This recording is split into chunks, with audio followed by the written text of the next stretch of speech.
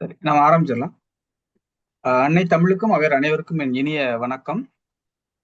இன்று இந்த பயிற்சி பற்றிய வருகை தந்திருக்கும் நமது தமிழ்மொழி பண்பாட்டுக் கழகத்தின் தலைவர், நமது மாவட்டம் டீயின் ஆலோசகர், முன்னாள் மண்டல இயக்குனர் ஐயா ஹரிசம் முத்துசாமி டிடிஎம் அவர்களையும், தமிழ்மொழி பண்பாட்டுக் கழகத்தின் பொருளாளர், நமது மாவட்ட ஆலோசகர் வசந்தமராஜ் அம்மா அவர்களையும், தமிழ்மொழி பண்பாட்டுக் கழகத்தின் துணைத் தலைவர் பத்மினி அம்மா அவர்களையும், அனைத்து மன்ற தலைவர்கள், செயற்குழு உறுப்பினர்கள் மற்றும் உறுப்பினர்கள் அனைவரையும் இந்த பயிற்சி பற்றிக்கு வருக வருக என வரவேற்கிறோம். இந்த ஆண்டு நாம் நமது மன்ற தரத்தை உயர்த்தவும், மன்றத்தில் இருக்கும் அனைத்து பேச்சாளர்களின் பேச்சு மற்றும் தலைமைத்துவத்தை உயர்த்தும் பல விதமான பயிற்சிகளை எடுத்து வருகிறோம். அந்த வகையில் இன்று நான் ஒரு கூட்டத்துக்கு சென்றிருந்தேன். அங்க வந்து பாத்தீங்கன்னா ஒரு பயிற்சி பற்றிய நான் பார்த்தேன். அந்த பயிற்சி பற்றிய எனக்கு ரொம்ப என்ன கவர்தமா இருந்துச்சு. எப்படி அப்படின்னா, கிட்டத்தட்ட அவங்க முதல்ல அந்த பயிற்சி எப்படி முதல்ல தயாரிக்கணும், உரை எப்படி தயாரிக்கணும், அதற்கப்புறம் அந்த உரைய தயாரிச்சு அதை எப்படி ஒவ்வொரு எலிமெண்டா சொன்னாங்க. அதுக்கப்புறம் அந்த அந்த உரையை எப்படி டெலிவரி பண்ணணும்னு முதல்ல சொல்லிட்டு, அப்புறம் என்னென்ன அவங்க சொன்னாங்களோ அதை அப்படியே ஒரு மாதிரி திட்டம் மாதிரி, டெமோ ஸ்பீச்னு சொல்லலாமா ஆங்கிலத்துல, அந்த மாதிரி அதை படைச்சும் காட்டினாங்க. அது இன்னைக்கு வரைக்குமே எனக்கு கண்ணுக்குள்ள நிக்குது. அப்போ அதையா நம்ம மன்ற மாவட்டத்தில் இருக்கிற எல்லா உறுப்பினர்களும் பயன்படும் வகையில அந்த பயிற்சியை நம்ம கொடுக்க கூடாது அப்படிங்கிற எண்ணத்துல, அப்ப எனக்கு அவங்கள அவ்வளவா தொடர்பு இல்லை. இப்போ நம்ம மன்றத்துல இருக்கிற ஒரு நபர் தான் அவங்களை எனக்கு அறிமுகப்படுத்தினாங்க. அவங்க யாரு அப்படிங்கிறத ஒரு சின்ன அறிமுகத்தை இப்ப நம்ம பார்த்திடலாம். இன்னைக்கு நமக்கு பயிற்சி எடுக்க போறவங்க பாத்தீங்கன்னா, அவர் ஒரு முன்னாள் விமானப்படை அதிகாரி மற்றும் தொழில்நுட்ப இயக்குனர். அது தொழில் சார்ந்து 10 ஆண்டு கால தனித்துவமிக்க சொல்வேந்தர் மன்ற உறுப்பினர் மற்றும் மாவட்டம் 120 தமிழ்நாட்டுல முன்னாள் இயக்குனரா இருந்திருக்காங்க. அதாவது அவங்களோட அர்ப்பணிப்பு அப்படின்னு சொல்லணும்னு பார்த்தா, மூன்றே மாத காலத்துல கிட்டத்தட்ட 27 மன்றங்கள்ல உள்ள போட்டிகளுக்கு சிறப்பு நடுவரா இருந்து சிறப்பு செஞ்சிருக்காங்க. 27 மண்டலம் யோசிச்சு பாருங்க. 90 நாள்ல 27 போட்டிகளுக்கு நடுவரா இருந்திருக்காங்க. அப்புறம் அங்க இருக்கிற மன்றங்கள்ல சொல்வேந்தர் மன்றங்கள் ஆலோசகராகவும் மற்றும் சிறப்பு பேச்சாளராகவும் இருந்துட்டு இருக்காங்க. மாவட்டம் மற்றும் மண்டல போட்டிகளின் வெற்றியாளர். அது போக சரி, இப்ப நம்ம கிடைச்சது, நம்ம தமிழ்ல ஒண்ணு உண்டு இல்லைங்களா, யாம் பெற்ற இன்பம் பெருக வையங்கிற மாதிரி மேம்பட்ட பல சொல்வேந்தர்களை உருவாக்கி வழிநடத்தி வருகிறார். தன்னம்பிக்கை மற்றும் ஊக்க பேச்சாளர். அது கல்லூரி அங்கெல்லாம் கூட பேசுறாங்க. அதுல குறிப்பா நம்மளுடைய பேச்சாளர் மன்றங்களுக்கு நிறைய பயிற்சிகள் கொடுத்துட்டு இருக்காங்க. அது மேடை பேச்சு மற்றும் தலைமைத்திறன் பயிற்சியாளராக இருக்கிறாங்க. உறவு சங்கிலிகளை உறுதியாக்கும் ஆலோசகர். அப்புறம் ஆரோக்கிய வாழ்வு மற்றும் உடற்தகுதி மேம்பாட்ட பயிற்சியாளர். தமிழ்ல சொல்லணும்னா ஃபிட்னஸ் சென்டர் மாதிரி வச்சிருக்காங்க, அதையும் நடத்திட்டு வராங்க. இவ்வளவு சிறப்புகளையும் உள்ளடக்கிய மிகச்சிறந்த பயிற்சியை தரவிருக்கும் நமது மண்டலம் 120 முன்னாள் இயக்குனர் டிடிஎம் நாகராஜன் அவர்களை மேடைக்கு அழைக்கிறேன். ஐயா, நீங்க இருக்கீங்களா? 82 உறுப்பினர்கள். நான் தான் குடும்ப தலைவர். நண்பர்களே, சொல்வேந்தர்களே, விருந்தினர்களே, மாவட்ட இயக்குனர் அவர்களே, அனைவருக்கும் என் முதற்கண் வணக்கம். என் வீடு சிறிய வீடு. சின்ன அல்ல.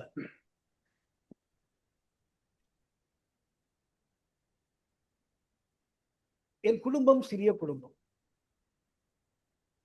ஒரே ஒரு மகள், ஒரே ஒரு மகன், ஒரே ஒரு மனைவி.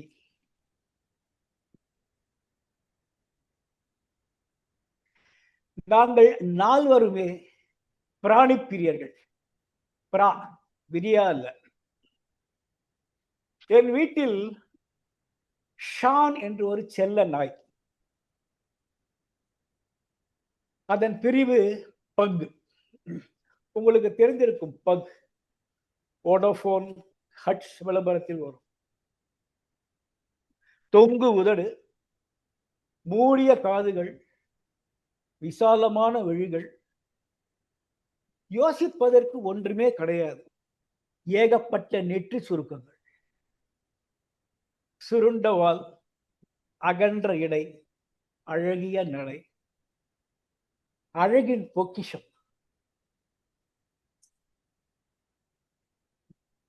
எங்கள் வீட்டில் எல்லா அங்கத்தினர்களைப் போல் எல்லா உரிமைகளும் சலுகைகளும் அதற்கும் உண்டு.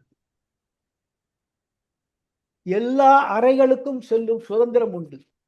சமையலறை உட்பட. உறங்கும் போது பெரிய கட்டிலில் 5 பேரும் சேர்ந்தே உறங்கும். அவனை கட்டி பிடித்துக் கொண்டு உறங்குவது பஞ்சு பொதியை கட்டி பிடிப்பது போல் ஒரு சுகம். சற்று குரட்டையை மட்டும் சகித்துக் கொள்ள வேண்டும். குகனோடு ஐவரானோம் என்பது போல் ஷானோடு நாங்களும் ஐவரானோம்.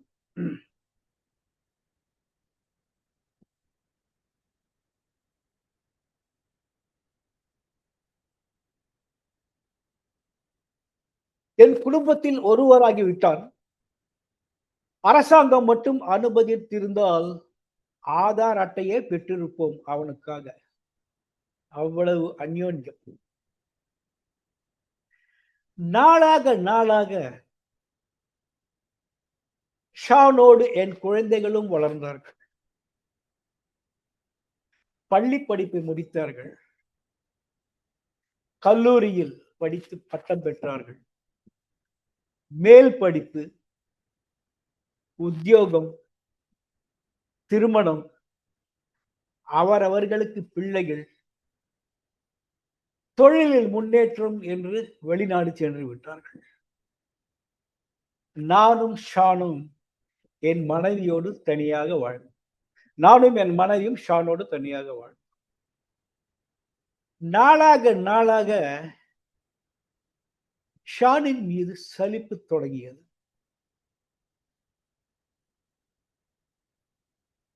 ஒரு சிறிய அபார்ட்மெண்டில் செல்ல நாயோடு வாழ்வது மிகவும் சிரமம். வருடத்துக்கு ஒரு முறை நோய் தடுப்பு ஊசி போட வேண்டும். 2 மாதத்திற்கு ஒரு முறை வயிற்றுப்பூச்சிக்கான மருந்து செலுத்த வேண்டும். வாரம் ஒரு முறை குளிப்பாட்ட வேண்டும். தினம் 2 முறை நடைப்பயிற்சிக்கு கொண்டு செல்ல வேண்டும். 2 முறை உணவு படைக்க வேண்டும். உணவு படைப்பதுதான் மிகப்பெரிய சவால். நான் ஒரு சைவம். மிகவும் கடினமான சைவம் என்று சொல்ல முடியாது. சில சமயங்களில் நான் சட்டத்தை மீறி இருக்கிறேன். ஆனால் ஷான் எப்பொழுதுமே மீற மாட்டான். எப்பொழுதுமே பரிசுத்தமான அசைவ பிரியன். அவனுக்காகவே வார வாரம் 3 கிலோ கோழி இறைச்சியை வாங்கி வந்து அதை கழுவி சுத்தம் செய்து சமைத்து ஃப்ரிட்ஜில் வைத்து அவ்வப்போது இழுத்து சூடேற்றி அவனுக்கு பரிமாறி பின் நடைப்பயிற்சிக்கு கொண்டு சென்று சலித்து விட்டேன். ஷானை சிறிய குட்டியாக இருக்கும் பொழுது 25,000 ரூபாய் கொடுத்து வாங்கினேன். ஆனால் இன்று யாரும் இலவசமாக கூட பெற்றுக்கொள்ள தயங்குகிறார்கள். எப்படி இவனிடமிருந்து விடுதலை பெறுவது என்று நான் யோசித்துக் கொண்டிருக்கும் பொழுதுதான் சிங்கப்பூரில் இருந்து என் மகளிலிருந்து ஒரு தொலைபேசி அழைப்பு வந்தது. அப்பா, நீங்களும் அம்மாவும் எங்களுடன் வந்து ஒரு 2 மாதம் தங்கியிருங்கள் அப்படின்னா. ஆஹா, என்ன ஒரு மகிழ்ச்சியான செய்தி. இங்கும் அங்கும் தேடி கொரட்டூரில் ஒரு நாய் விடுதிகளை கண்டுபிடித்தேன். பங்குகளுக்கு மட்டுமே உள்ள விடுதி அது. நம்மை விட அன்போடு அரவணைப்போடு மிகவும் அழகாக பராமரிப்பார்கள். ஒரு நாளைக்கு 500 ரூபாய் கொடுத்தார். 2 மாதத்திற்கு 15,000 என்று பேரம் பேசி அவர்களிடம் ஒப்படைத்து விட்டு மகிழ்ச்சியோடு சிங்கப்பூர் வந்தேன். சந்தோஷமாக என் வாழ்நாளை கழித்தேன். 2 மாதம். நான் இல்லை, கழுவி சமைக்க கோழிக்கறி இல்லை, வாரம் ஒரு முறை குளிப்பாட்ட வேண்டாம், தினமும் நடைப்பயிற்சி கிடையாது. நாயற்ற வாழ்வை சுகமாக அனுபவித்தேன். மறுநாள் நான் சென்னைக்கு திரும்ப வேண்டும். இன்று ஒரு மாலுக்கு சென்று சில பொருட்களை வாங்கி என் வீட்டிற்கு நடந்து வந்து கொண்டிருந்தேன். அப்பொழுது என் வீட்டிற்கு அருகில் ஒரு சைனீஸ் இளைஞன் ஒரு சிறிய மிருகத்தோடு நின்று கொண்டிருந்தான். தொலைவிலிருந்து பார்க்கும் பொழுது அந்த மிருகம் பூனையா அல்லது நரியா என்று தெரியவில்லை. அருகில் சென்று விசாரித்தேன். இது பூனையா என்றேன். இல்லை, இது நாய் என்றான். நாயா? அதற்கு காது கேட்காது, குருடு என்றான். அது கையில் எடுத்துக்கொண்டு தடவிக்கொண்டு, எப்படி, வியாதியா இல்ல விபத்தா என்றேன். பிறவியிலே அப்படிதான் என்றான். எத்தனை வயது? 9 10 என்று. 19 என்றான். அதை கீழே வைத்து விட்டு, இது மிகவும் கொடுத்து வைத்துள்ளது உன்னிடம் வந்து சேர்வதற்கு. அதனிடம் சென்று சேர்வதற்கு நான் தான் கொடுத்து வைத்திருக்கிறேன். அவன் என்னுடைய வாழ்வில் பல விஷயங்களை சொல்லிக் கொடுத்திருக்கிறான், பல பாடங்களை சொல்லிக் கொடுத்திருக்கிறான். முக்கியமான ஒன்று, நம் கண்களையும் காதுகளையும் மூடிக்கொண்டால் இந்த உலகின் கவர்ச்சிகளிலிருந்து விலகி மகிழ்ச்சியோடு, நேர்மையோடு, சந்தோஷத்தோடு வாழலாம் என்றான். அவனை ஒரு தேவதை போல் பார்த்து, கடவுள் உன்னை ஆசீர்வதிக்கட்டும். கடவுளோடே நான் 19 வருடங்களாக வாழ்ந்து கொண்டிருக்கிறேன். என் பொருட்களை எடுத்துக்கொண்டு வீட்டுக்கு சென்றேன். அன்று இரவு எனக்கு தூக்கமே இல்லை.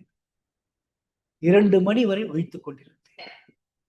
என்ன மனிதன் இவன்? ஒரு குருட்டு செவிட்டு நாயோடு 19 வருடங்களாக வாழ்கிறான். இன்னும் அதை தன் கடவுளாக நினைத்துக் கொண்டிருக்கிறான். எல்லா அவயங்களோடு என் ஷான் எவ்வளவு அழகு, அதை போய் விட்டு தொலைக்க வேண்டும் என்று நினைத்தேன். மறுநாள் சென்னையில் இறங்கியவுடன் 4 மணி நேரத்தில் கொரட்டூர் சென்றேன். பஞ்சு பொதிகளைப் போல் உள்ள பல பங்குகளின் நடுவில் என்னுடைய ஷானை கண்டேன். தரையில் அமர்ந்து கொண்டேன், கையை விரித்தேன். சற்று நேரம் குழப்பத்தோடு என்னை பார்த்த ஷான் அடையாளம் தெரிந்து கொண்டு பின் சந்தோஷத்தோடு ஓடி வந்து என் மீது குதித்து முத்தங்களா கொடுத்தான். கட்டி பிடித்து முத்தம் கொடுத்து குற்ற உணர்ச்சியோடு என் கண்ணீரை துடைத்துக் கொண்டு அதை என் வாகனத்தில் உட்கார வைத்து வீட்டை நோக்கி வந்தேன். வரும் வழியில் ஒரு கோழி இறைச்சி கடையில் வண்டியை நிறுத்தி மகிழ்ச்சியோடு 3 கிலோ கோழி இறைச்சி வாங்கினேன். வீட்டிற்கு வந்து கழுவி சுத்தம் செய்து ஷானுக்கு படைத்து மிகவும் பெருமையோடு அதனோடு நடைபயிற்சி சென்று வந்தேன். அன்றிலிருந்து ஷானுக்கு மட்டுமல்ல, இன்று வரை 7 தெருநாய்களுக்கு உணவளித்து வருகிறேன். அதை தவிர எங்கள் மொட்டை மாடியில் 70 புறாக்களுக்கு தானியங்களை உணவாக சமைக்கிறேன். இப்பொழுது என் குடும்பம் சிறிய குடும்பம் அல்ல, பெரிய குடும்பம். என்னையும் என் குழந்தைகளையும் ஆசீர்வதிக்க பல ஆன்மாக்கள் உள்ளன. நண்பர்களே, இந்த மிருகங்களால் புரிந்து கொள்ளக்கூடிய ஒரே மொழி அன்பு மட்டும்தான். தயவு செய்து அதனுடன் அதன் மொழியில் பேசுங்கள். வணக்கம்.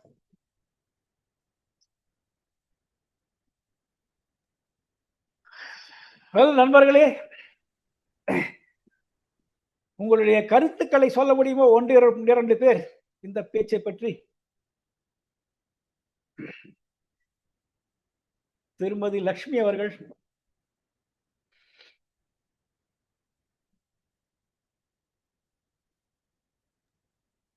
அன்மியூட் பண்ணிட்டு பேசுங்க. வேற யாராவது? திருமதி பத்மினி அவர்கள்.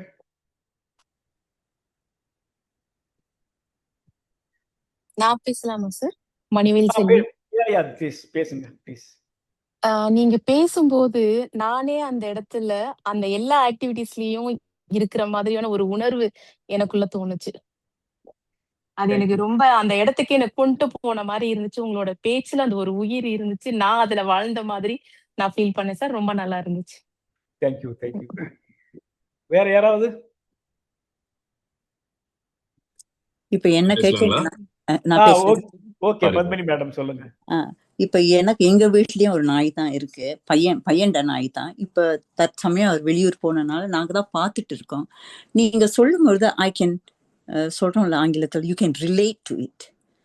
இப்ப பிள்ளைங்கெல்லாம் வளர்ந்த பிறகு அன்பை வந்து அவங்களுக்கு வெளிக்காட்ட தெரியாது. ஆனா பிராணிகள் என்ன சொல்லும் பொழுது என்றைக்குமே நம்ம வீட்டுக்கு வந்தா there is somebody to welcome us. அப்படி so much of love. இப்போ நீங்க சொல்ல I can really relate with you. அருமையான உரை.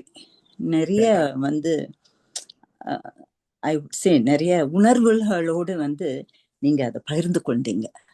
It's very nice. தேங்க்யூ. வேற யாராவது ஒரு நபர்? நான் சொல்றேன். Okay please. சொல்லுங்க. இனிஷியலா பேசும்போது வந்து சின்ன குடும்பம் இல்ல சிறிய குடும்பம் அப்படின்னு ஒரு கரெக்ஷன் வச்சுங்க. அதை கனெக்ட் பண்ற மாதிரி லாஸ்ட்ல வந்து இப்போ சிறிய குடும்பம் ஆனா பெரிய குடும்பம் ஆயிடுச்சுன்னா அதையும் கனெக்ட் பண்ணீங்க. நடுவுல வந்து அந்த நாயை வந்து வர்ணிச்சிங்க பாத்தீங்களா, ஒரு பக் எப்படி இருக்கும் அப்படின்னு. அந்த முகங்கள் வந்து சுருக்கமா இருக்கும், அதோட உருவம் அதெல்லாம் வந்து வர்ணிக்கும் போது அப்படியே அந்த பக் வந்து நம்ம உருவகப்படுத்தி நம்ம பார்க்க முடியும் கரெக்டா எப்படி இருக்கும் அப்படின்ட்டு. அப்புறம் அந்த எமோஷனல் கனெக்ஷன் நீங்க கொடுத்தீங்க பாத்தீங்களா, அதை வந்து சென்னையில இருந்து திருப்பி வெளியூருக்கு போய் அங்க இருந்து கனெக்ட் பண்ணி திருப்பி வந்து ஒரு படத்தோட கிளைமேக்ஸ் மாதிரி இந்த மாதிரி நான் உணர்ந்துட்டேன், அந்த இடத்துக்கு போனேன், அப்போ வந்து அதோட பாசத்தை வந்து எனக்கு திருப்பி வந்து கிடைச்சது. நானும் அது வந்து எப்படின்னா ஒரு எண்டிங் மாதிரி, நான் கெட்டவன் இல்லை, பட் இது பார்த்து அதுக்கப்புறம் வந்து எனக்கும் அந்த அன்பு வந்து இன்னும் அதிகமாச்சு. அந்த அன்பை நாங்க மட்டும் எங்க குடும்பத்துல வச்சு இல்லாம வெளியிலயும் கொடுத்தேன் அப்படின்னு சொல்லி முடிச்சீங்கல்ல, அது வந்து நல்லா இருந்துச்சு. இன்னொன்னு ஒரு ஜஸ்ட் ஒரு குறிப்பு தான், இது அவுட் ஆஃப் ஸ்கோப்பு. உங்களை எனக்கு முன்னாடியே தெரியும், எக்ஸென்ட்ரிக் ஃபிட்னஸ் சென்டர். நான் அப்புறம் பேசுறேன் உங்ககிட்ட. மாஸ்டர் எப்படி இருக்கீங்க? ஓகே பேசுங்க. ஓகே கடைசியா லட்சுமி மேடம் கை தூக்குனாங்க.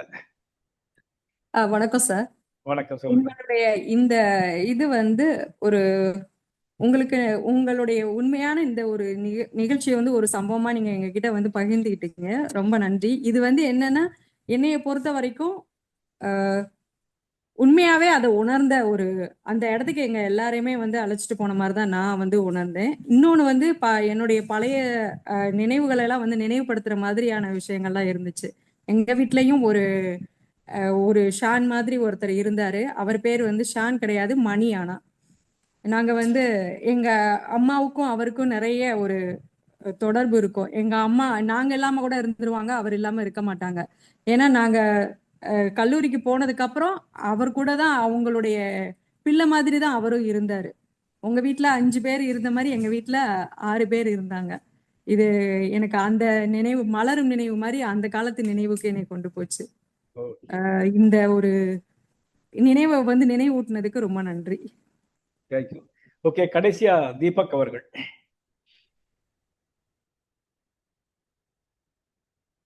சாரி, நான் தெரியாம கை தூக்கிட்டேன்னு நினைக்கிறேன். பரவாயில்ல.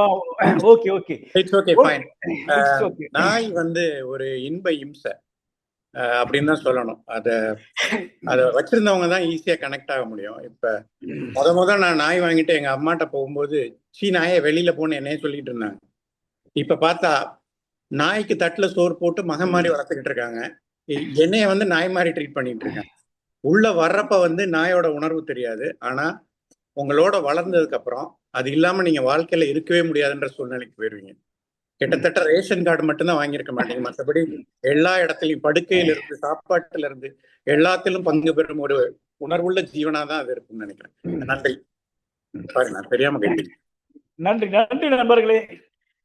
இந்த ஸ்பீச் நம்ம கிளப்ல வாரம் கொடுப்போம் இல்லையா, ஒரு ப்ராஜெக்ட் ஸ்பீச்சா கொடுப்போம்.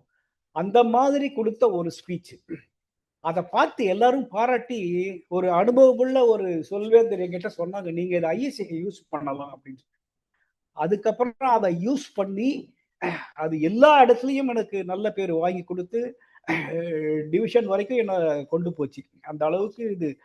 அதுக்கப்புறம் நான் பப்ளிக் ஸ்பீக்கிங்கை பத்தி நிறைய விஷயங்கள் தெரிஞ்சுக்கிட்டதுல எதேச்சியாக எல்லா அம்சங்களும் இந்த ஸ்பீச்ல அமைஞ்சு இருந்தது. இப்போ அது ஒண்ணு ஒண்ணா நம்ம பார்க்க போறோம். ஃபர்ஸ்ட் திங், ஒரு ஸ்பீச்ன்றது நம்ம அடுத்தவங்களோட கனெக்ட் பண்றது. அது தனிப்பட்ட முறையில ஒருத்தரோட பேசுறோமோ இல்ல ஒரு கூட்டத்துல பேசுறோமோ, ஒருத்தரோட நம்மள நாமே கனெக்ட் பண்றது. அதாவது நம்மளுடைய பேச்சு அவங்களை நம்மோடு கனெக்ட் செய்ய வேண்டும். அது மாதிரி இருக்கணும். அதுக்கு பல நுணுக்கங்கள் இருக்கு.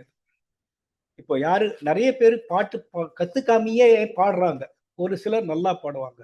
ஆனா இலக்கணம் தவறாம அந்த பாட்டை கத்துக்கிட்டு பாடுறவங்களோட இருக்கக்கூடிய சுத்தம் நார்மல் பாடுறவங்க மட்டும் இருக்காது. அதே மாதிரிதான் நம்ம பேச்சு திறமையிலையும் நிறைய நுணுக்கங்கள் இருக்கு. அதையெல்லாம் நம்ம தெரிஞ்சுக்கிட்டோம்னா அருமையாக பேசலாம். ஒரு பேச்சு கம்யூனிகேஷன் என்பது என்ன? பேசக்கூடிய ஒருவரின் மனதில் மூளையில் உள்ள எல்லா விஷயங்களையும் தவறான புரிதல் இல்லாமல் கேட்பவர்களிடம் சென்று அடைவதுதான் நல்ல ஒரு கம்யூனிகேஷன் சொல்லலாம்.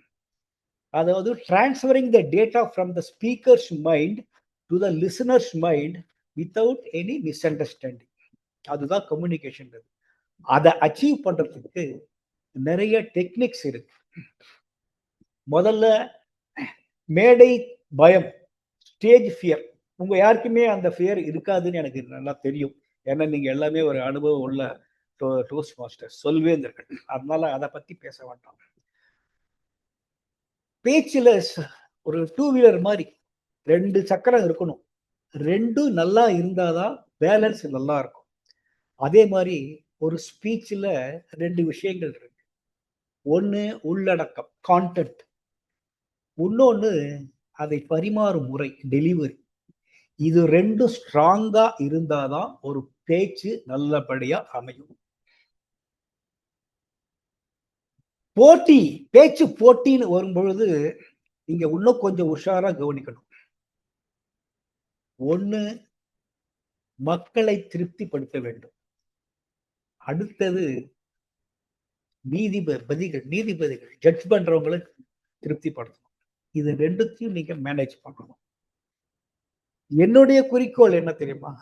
ஒரு போட்டியில் நாம் வென்றோமோ இல்லையோ, பரிசு கிடைத்ததோ இல்லையோ, போட்டி முடிந்து இடைவேளையின் பொழுது குறைந்தது ஒரு 20 பேராவது நம்மிடம் வந்து நம் பேச்சை குறித்து பாராட்ட வேண்டும். அது நன்றாக இருந்தது, இது நன்றாக இருந்தது, உங்களுக்கு தான் ஃபர்ஸ்ட் பிரைஸ் கிடைக்கும். ஃபர்ஸ்ட் பிரைஸ் கிடைக்காம கூட போகலாம். ஏன்னா அது ஜட்ஜிங் கிரைட்டேரியா வேற மாதிரி இருக்கலாம், இல்ல அவங்களுடைய திங்கிங் வேற மாதிரி இருக்கலாம். ஆனா நம்ம அந்த 20 பேர் வந்து பாராட்டினாங்க பாருங்க, அதுதான் முக்கியம். winning the prize is not important. amusing the audience is most important. உங்களால ஆடியன்ஸை திருப்தி பண்ண முடிஞ்சது அப்படின்னா நீங்க ஒரு சக்சஸ்ஃபுல் ஸ்பீக்கர்னு சொல்லலாம். ஒரு சக்சஸ்ஃபுல் மார்க்கெட்டிங் பர்சன், ஒரு சேல்ஸ் பர்சன், ஒரு ப்ரொஃபஸர், இந்த எல்லா கேட்டகரியிலையும் நீங்க சூட்டபிள். ஒரு 20-30 பேர் உங்களை வந்து பாராட்டினாங்கன்னா, 20-30ன்னா ஒரு 200-300 பேர் அட்டென்ட் பண்ண ஒரு கான்ஃபரன்ஸ்ல சொல்றேன். ஒரு 20-30 பேர், ஒரு 20 பேர் அட்டென்ட் பண்ற இதுல 2 பேர் வந்து பாராட்டினா கூட போறோம். நீங்க I how amuse the audience அப்படின்றது முக்கியம். அதுக்கு இந்த டெக்னிக் எல்லாம் நம்ம ஃபாலோ பண்ணணும். ஃபர்ஸ்ட் திங் கான்டென்ட் ரொம்ப ரொம்ப முக்கியம். நான் பப்ளிக் ஸ்பீக்கிங் கோர்ஸ் கண்டக்ட் பண்றேன். குழந்தைகளுக்கு கண்டக்ட் பண்றேன், அடல்ட்ஸுக்கும் கண்டக்ட் பண்றேன். அவங்களுக்கு எல்லா டெக்னிக்ஸும் நான் சொல்லி கொடுப்பேன். கோர்ஸ் முடிஞ்சு கடைசி நாள் எல்லாருக்கும் ஒரு ஸ்பீச் கொடுக்க சொல்லுவேன். கடைசி நாள் கிளாஸ் கிடையாது, எல்லாருமே ஒரு ஸ்பீச் கொடுக்கணும். ஏன்னா அந்த ஒரு ஸ்பீச்சுக்காக கோர்ஸ் ஃபுல்லா நான் அவங்கள தயார் பண்ணியிருக்கேன். கான்டென்ட்லேருந்து, டெலிவரிலேருந்து, பாடி லாங்குவேஜ்லேருந்து, வாய்ஸ் மாடுலேஷன் ஒண்ணா அவங்களை கரெக்ட் செதுக்கி அந்த அதே ஸ்பீச்சை கடைசி நாள் அவங்க கொடுக்கும் பொழுது அவங்களுடைய சொந்தக்காரர்கள், நண்பர்கள் எல்லாருமே அன்னைக்கு இருப்பாங்க ஜூம் மீட்டிங்ல. அவங்க முன்னாடி அந்த ஸ்பீச் கொடுக்க வைப்பேன். அவங்க எல்லாத்தையுமே நல்லபடியா ரீப்ரொடியூஸ் பண்ணுவாங்க. ஒண்ணு மட்டும் அவங்களால முடியவே முடியாது. அதுதான் கான்டென்ட் தயாரிக்கிறது. ஒரு நல்ல ஸ்பீச்சுக்கான ஒரு நல்ல ஸ்கிரிப்ட் எழுதுறது ரொம்ப ரொம்ப கஷ்டம். ஒரு அனுபவம் வாய்ந்த ஒரு ஒரு பேச்சாளரால கூட அவ்வளவு ஈஸியா ஒரு ஸ்கிரிப்ட் எழுதிட முடியாது. மனசுக்குள்ள அப்படியே பிசைஞ்சுக்கிட்டே இருக்கணும் அந்த விஷயம். கடைசியில ஒரு பிரசவ வேதனையோட அது வெளிவரும் பாருங்க, அந்த ஸ்பீச் தான் நல்லா இருக்கும். சும்மா அடுத்த வாரம் இந்த ப்ராஜெக்ட் இது ஒரு ஸ்பீச் அப்படியே அப்ஜெக்டிவ் என்ன இதுவா சரி ஓகே அப்படின்னு பார்த்தா அந்த ஸ்பீச் கண்டிப்பா நல்லா இருக்காது. நான் ஆரம்பத்துல டோஸ்ட் மாஸ்டர் சேர்ந்த புதுசுல ஆக்சுவலா டோஸ்ட் மாஸ்டர்ல எல்லாரும் எதுக்கு சேர்றாங்கன்னா தன்னுடைய பேச்சு திறமை வளர்த்துக் கொள்வதற்காக சேர்றாங்க. நான் எதுக்கு சேர்ந்தேன்னா என் வீட்டுலயும் ஆபீஸ்லயும் எப்ப என் பேச்சை கேட்கலன்னு தெரிஞ்சதோ அப்பவே நான் டோஸ்ட் மாஸ்டர்ல சேர்ந்துட்டேன். சரி ஜனங்க என் பேச்சை கேட்டுதான் ஆகணும்னு சொல்லி அப்போ ரொம்ப சீரியஸா நான் எடுத்துக்கிட்டேன். என்னுடைய கிளப்ல அப்போ 30-35 பேர் தான் இருந்தாங்க. மீட்டிங் ஒரு 20-22 பேர் வருவாங்க. ஆனா ஒரு ஒரு ஸ்பீச்சையும் ரொம்ப சீரியஸா எடுத்துக்கிட்டேன். ஐஸ் பிரேக்கர்ல இருந்து ஸ்கிரிப்ட் எழுதி என் மென்டருக்கு அனுப்பிச்சு அவருடைய ஒப்பீனியனை வாங்கி வீட்டுல மனப்பாடம் பண்ணி மொட்டை மாடியில இருட்டுல நடந்து நடந்து பிராக்டிஸ் பண்ணுவேன் ஒரு ஒரு ஸ்பீச்சுக்கும்.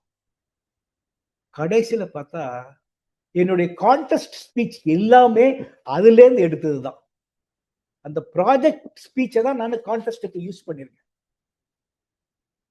அப்போ ஒரு ஒரு ஸ்பீச்சையும் நீங்க செதுக்கி அமைச்சீங்கன்னா ரொம்ப நல்லா அமையும். உங்களுக்கு திருப்தி அடையணும். மற்றவங்க திருப்தி படுத்துறாங்களோ இல்லையோ அது வேற விஷயம். உங்களுக்கு அந்த திருப்தி இருக்கணும். ஃபர்ஸ்ட் திங் கான்டென்ட் கிரியேஷன் எப்படின்றது நீங்க தெரிஞ்சுக்கலாம். உங்களுக்கு எல்லாருக்குமே தெரிஞ்ச ஒரு விஷயம் ஓபிசி இருக்கணும். ஓப்பனிங், பாடி, கன்க்ளூஷன், இது 3 இருக்கணும். உங்களுக்கு தெரியும் நினைக்கிறேன்.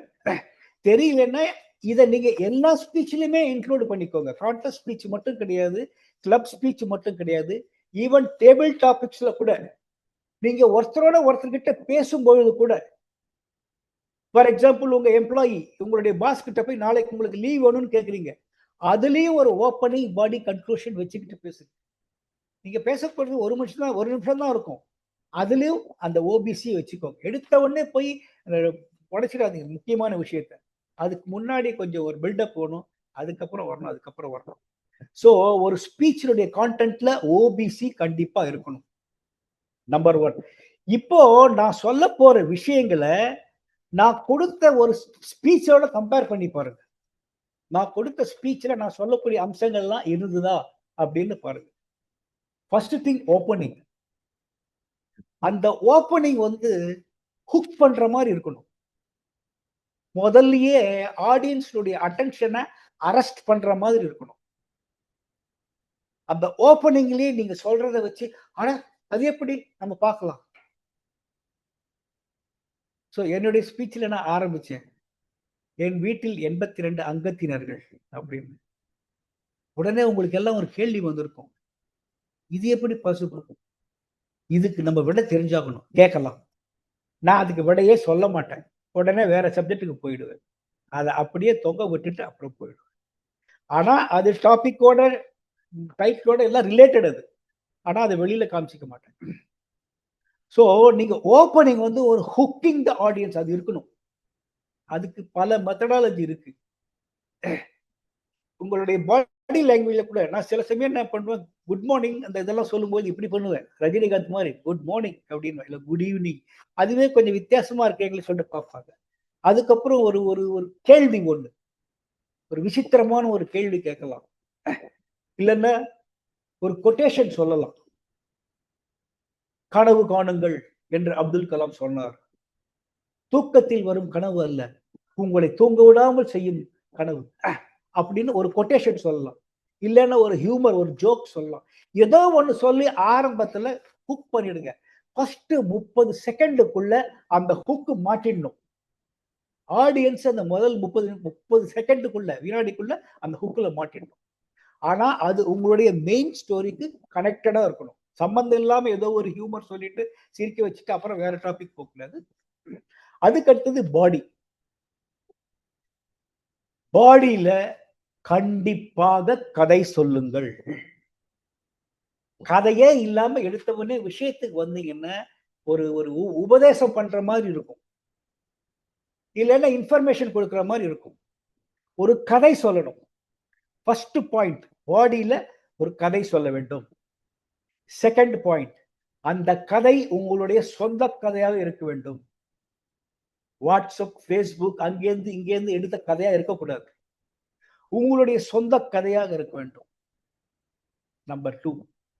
அடுத்தது நம்பர் 3, அந்த கதையில் ஒரு கான்ஃப்ளிக்ட் அண்ட் ரெசல்யூஷன், ஒரு பிரச்சனையும் அதற்கு தீர்வும் இருக்க வேண்டும். எல்லாரும் பாட்ஷா படம் பார்த்திருப்பீங்க. அதுல ஹீரோ யாரு? ரஜினிகாந்த். ரஜினிகாந்த் எல்லாருக்கும் அந்த படத்துல பிடிச்சது. ஆனா சப்போஸ் ரஜினிகாந்த் சின்ன வயசுல ஸ்கூலுக்கு போறாரு, காலேஜ்ல படிக்கிறாரு, வேலைக்கு போறாரு, ஒரு பொண்ணை லவ் பண்றாரு, கல்யாணம் பண்றாரு, அவங்களுக்கு குழந்தை பிறகுது, அவங்க ஸ்கூலுக்கு போறாங்க, சந்தோஷம், சுபம். என்னதான் நல்லா நடிச்சாலும் அந்த படம் ஓடாது. ரகுவரன் வேணும், வில்லன் இருக்கணும். ஒரு கதையில் கண்டிப்பாக வில்லத்தனம் இருக்க வேண்டும். அதுதான் கான்ஃப்ளிக்ட்னு சொல்றோம். அந்த அந்த வில்லத்தனம், அந்த பிரச்சனை ஆடியன்ஸ் எல்லாம் நம்ப வைக்கணும். இந்த ஹீரோ அவ்வளவுதான், இவர் தப்பிக்க முடியாது, ஐயோ இவர் எப்படியாவது தப்பிச்சாகணுமே அப்படின்ற ஒரு உணர்வு கொண்டு வரும்போது திடீர்னு ஒரு ட்விஸ்ட் கொடுக்கணும். ஒரு சர்ப்ரைஸ் ட்விஸ்ட்.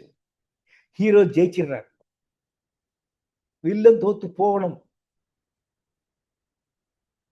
அந்த மாதிரி ஒரு பர்சனல் ஸ்டோரி உங்க இதுல இருந்து எடுங்க. வாழ்க்கையில் நிகழ்ந்த ஒரு நிகழ்வு எடுங்க. அது வந்து வித்தியாசமா இருக்கணும், சர்வசாதாரணமா இருக்கக்கூடாது. ஒரு வித்தியாசமான அந்த மாதிரி ஒரு பிரச்சனையின் சொல்யூஷன் இருக்குது எடுங்க. அது அந்த பிரச்சனையுடைய தீர்வு, சொல்யூஷன்ல இருந்து ஒரு மெசேஜ் எடுத்து அதை கன்க்ளூஷன்ல வச்சுக்கோங்க. சோ ஓப்பனிங் இருக்கு, பாடி இருக்கு, கன்க்ளூஷன் இருக்கு. ஓப்பனிங் ஹுக் த ஆடியன்ஸ், பாடியில story, personal story, conflict and resolution.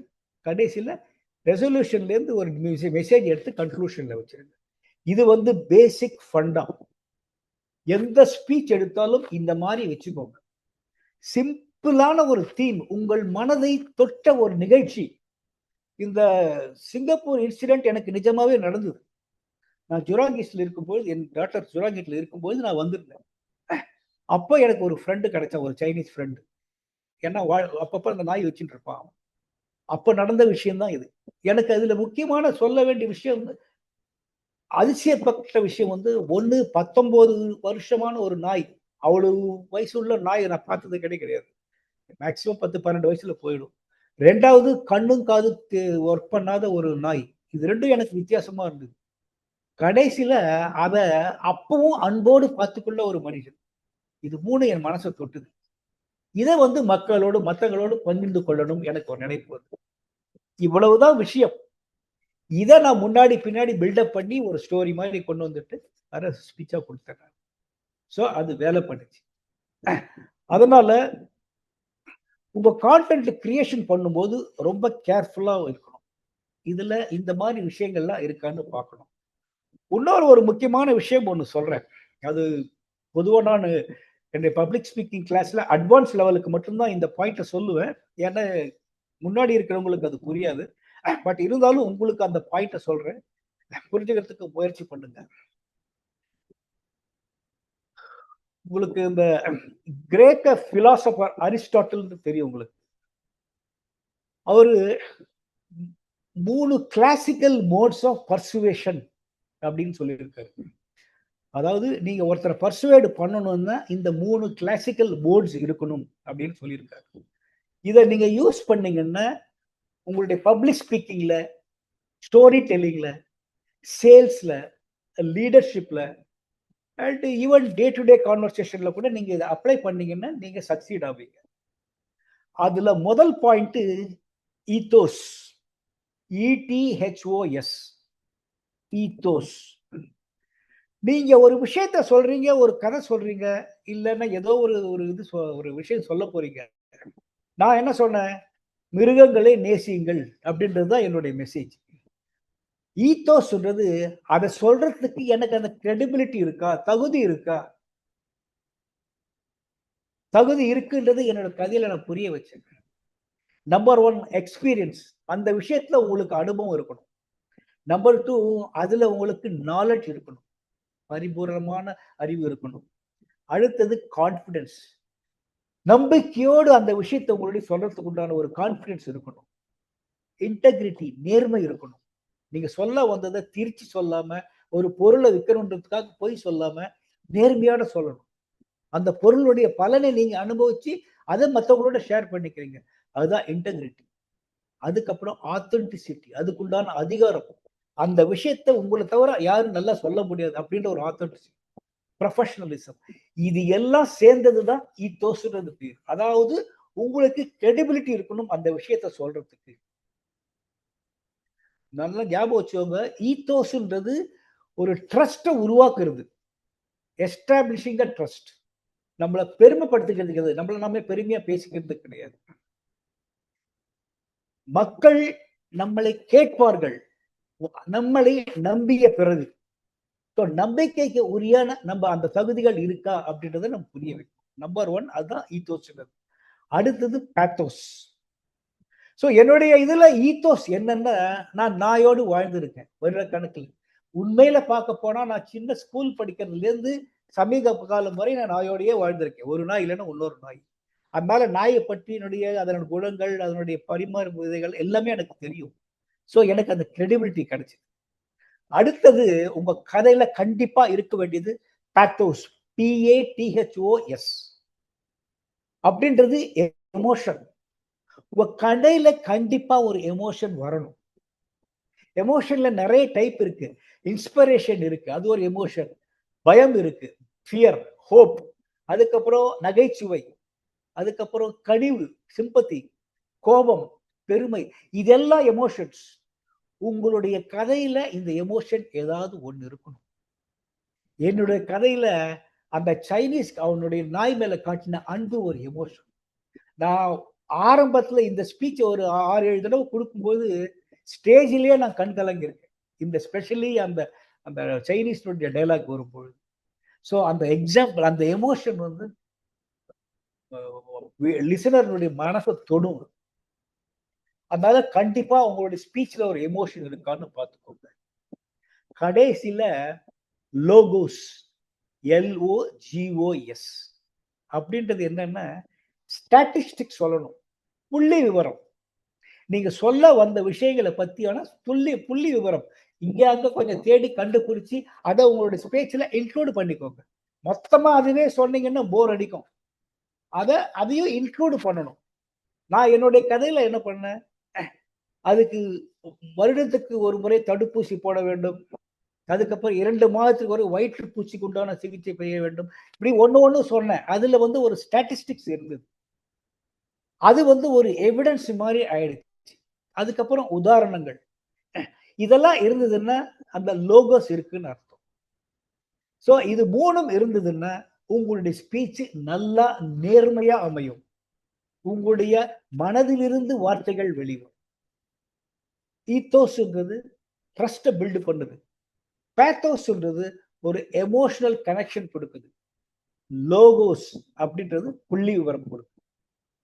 அதனால இந்த 3 விஷயங்களும் உங்க கான்டென்ட்ல இருக்கான்னு பார்த்துக்கோங்க. மக்களை கவரும்படியாக, பொய்யாக இல்லை, நேர்மையாக அவர்களை கவரும்படியாக உங்களுடைய கான்டென்ட் அமையணும். ஐஎஸ்சி டைப்பான ஸ்பீச்ல கடைசியில எமோஷன் வரணும். ஆரம்பத்துல என்டர்டெய்னிங் போர்ஷன் வச்சுக்கோங்க, மைல்டு ஹியூமர், என்டர்டெய்னிங் போர்ஷன்.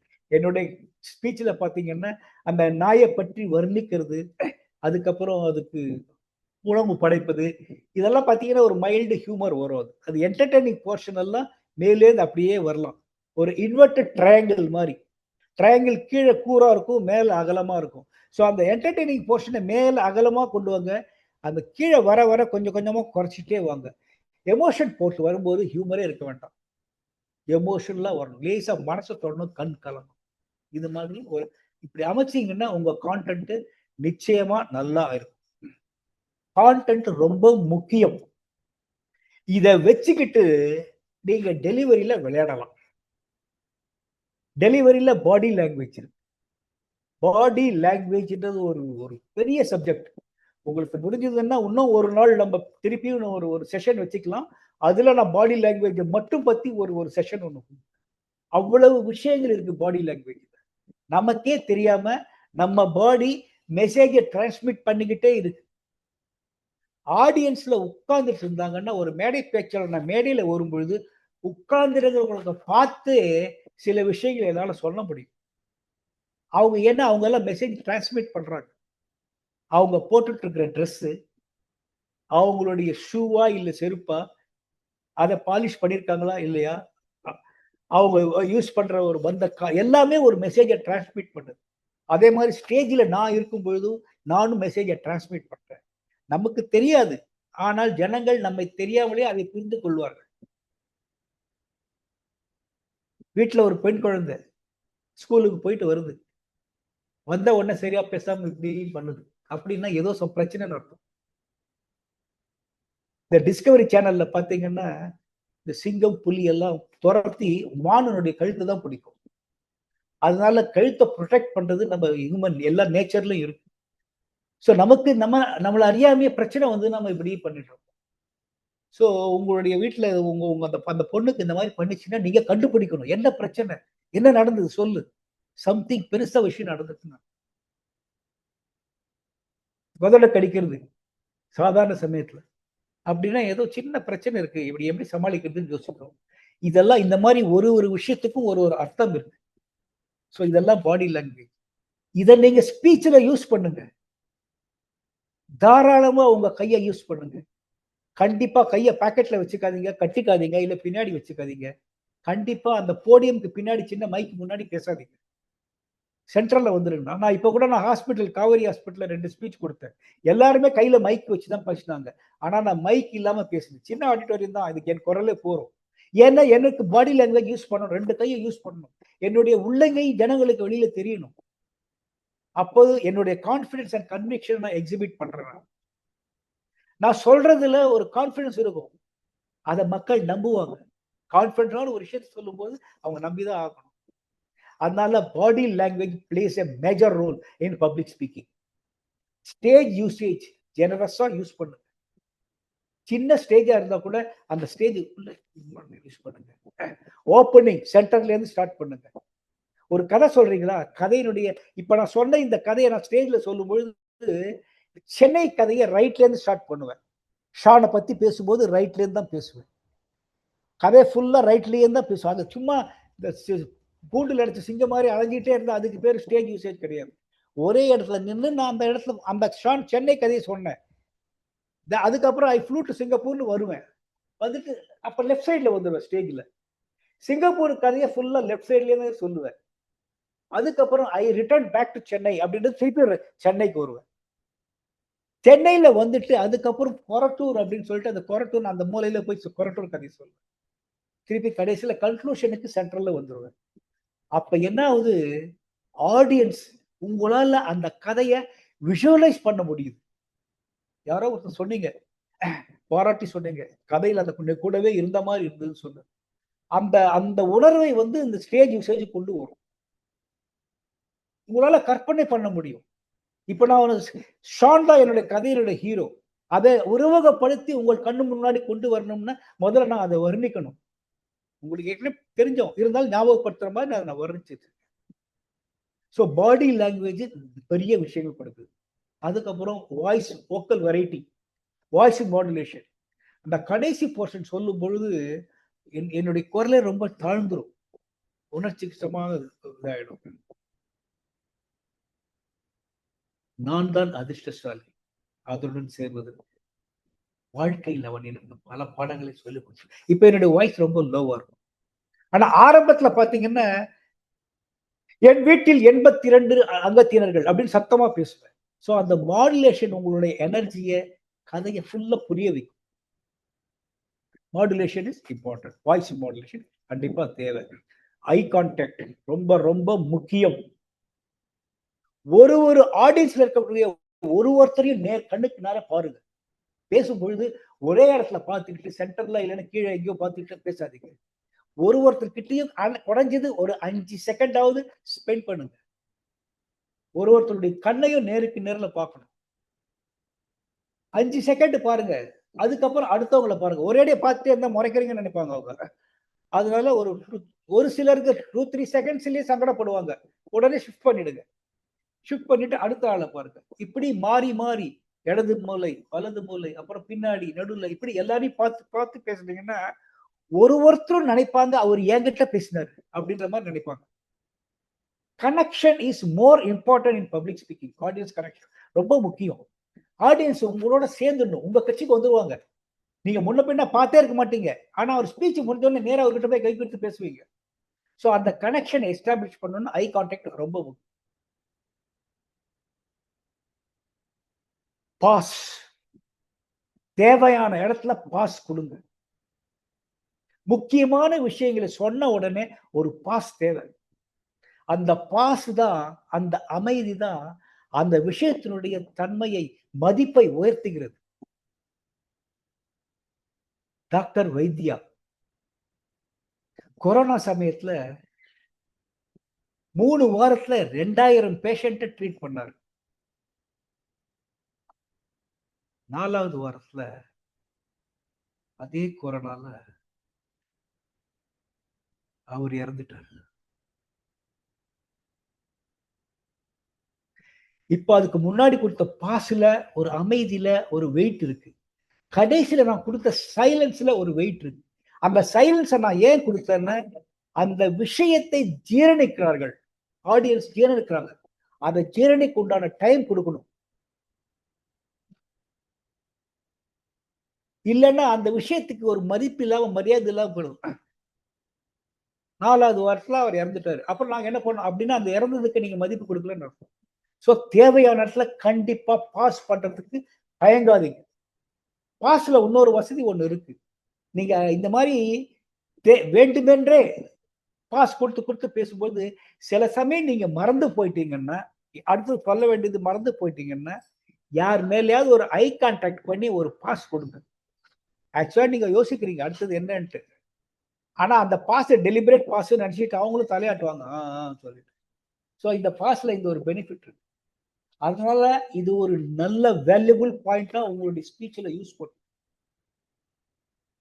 கடன்னு ஒரு 700-800 வார்த்தைகளை சொல்லிட்டு போறது ஸ்பீச் கிடையாது. வெறும் 500 வார்த்தைகளிலே நீங்க அந்த 7 நிமிஷத்தை நிரப்பலாம். தேவையான பாஸ், தேவையான சைலன்ஸ், உங்க ஸ்பீச்சோட இம்பாக்ட் ஜாஸ்தியா.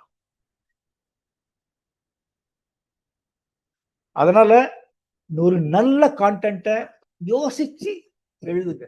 உங்க மனசை தாக்குன ஒரு விஷயத்த அது தீமா வச்சுக்கோங்க. One liner. சிங்கப்பூர் போனேன், இந்த மாதிரி ஒரு மனுஷனை பார்த்தேன், இதுதான் என்னுடைய ஒன் லைனர். அதை வச்சுக்கிட்டு நான் பில்டப் பண்றேன் பாருங்க.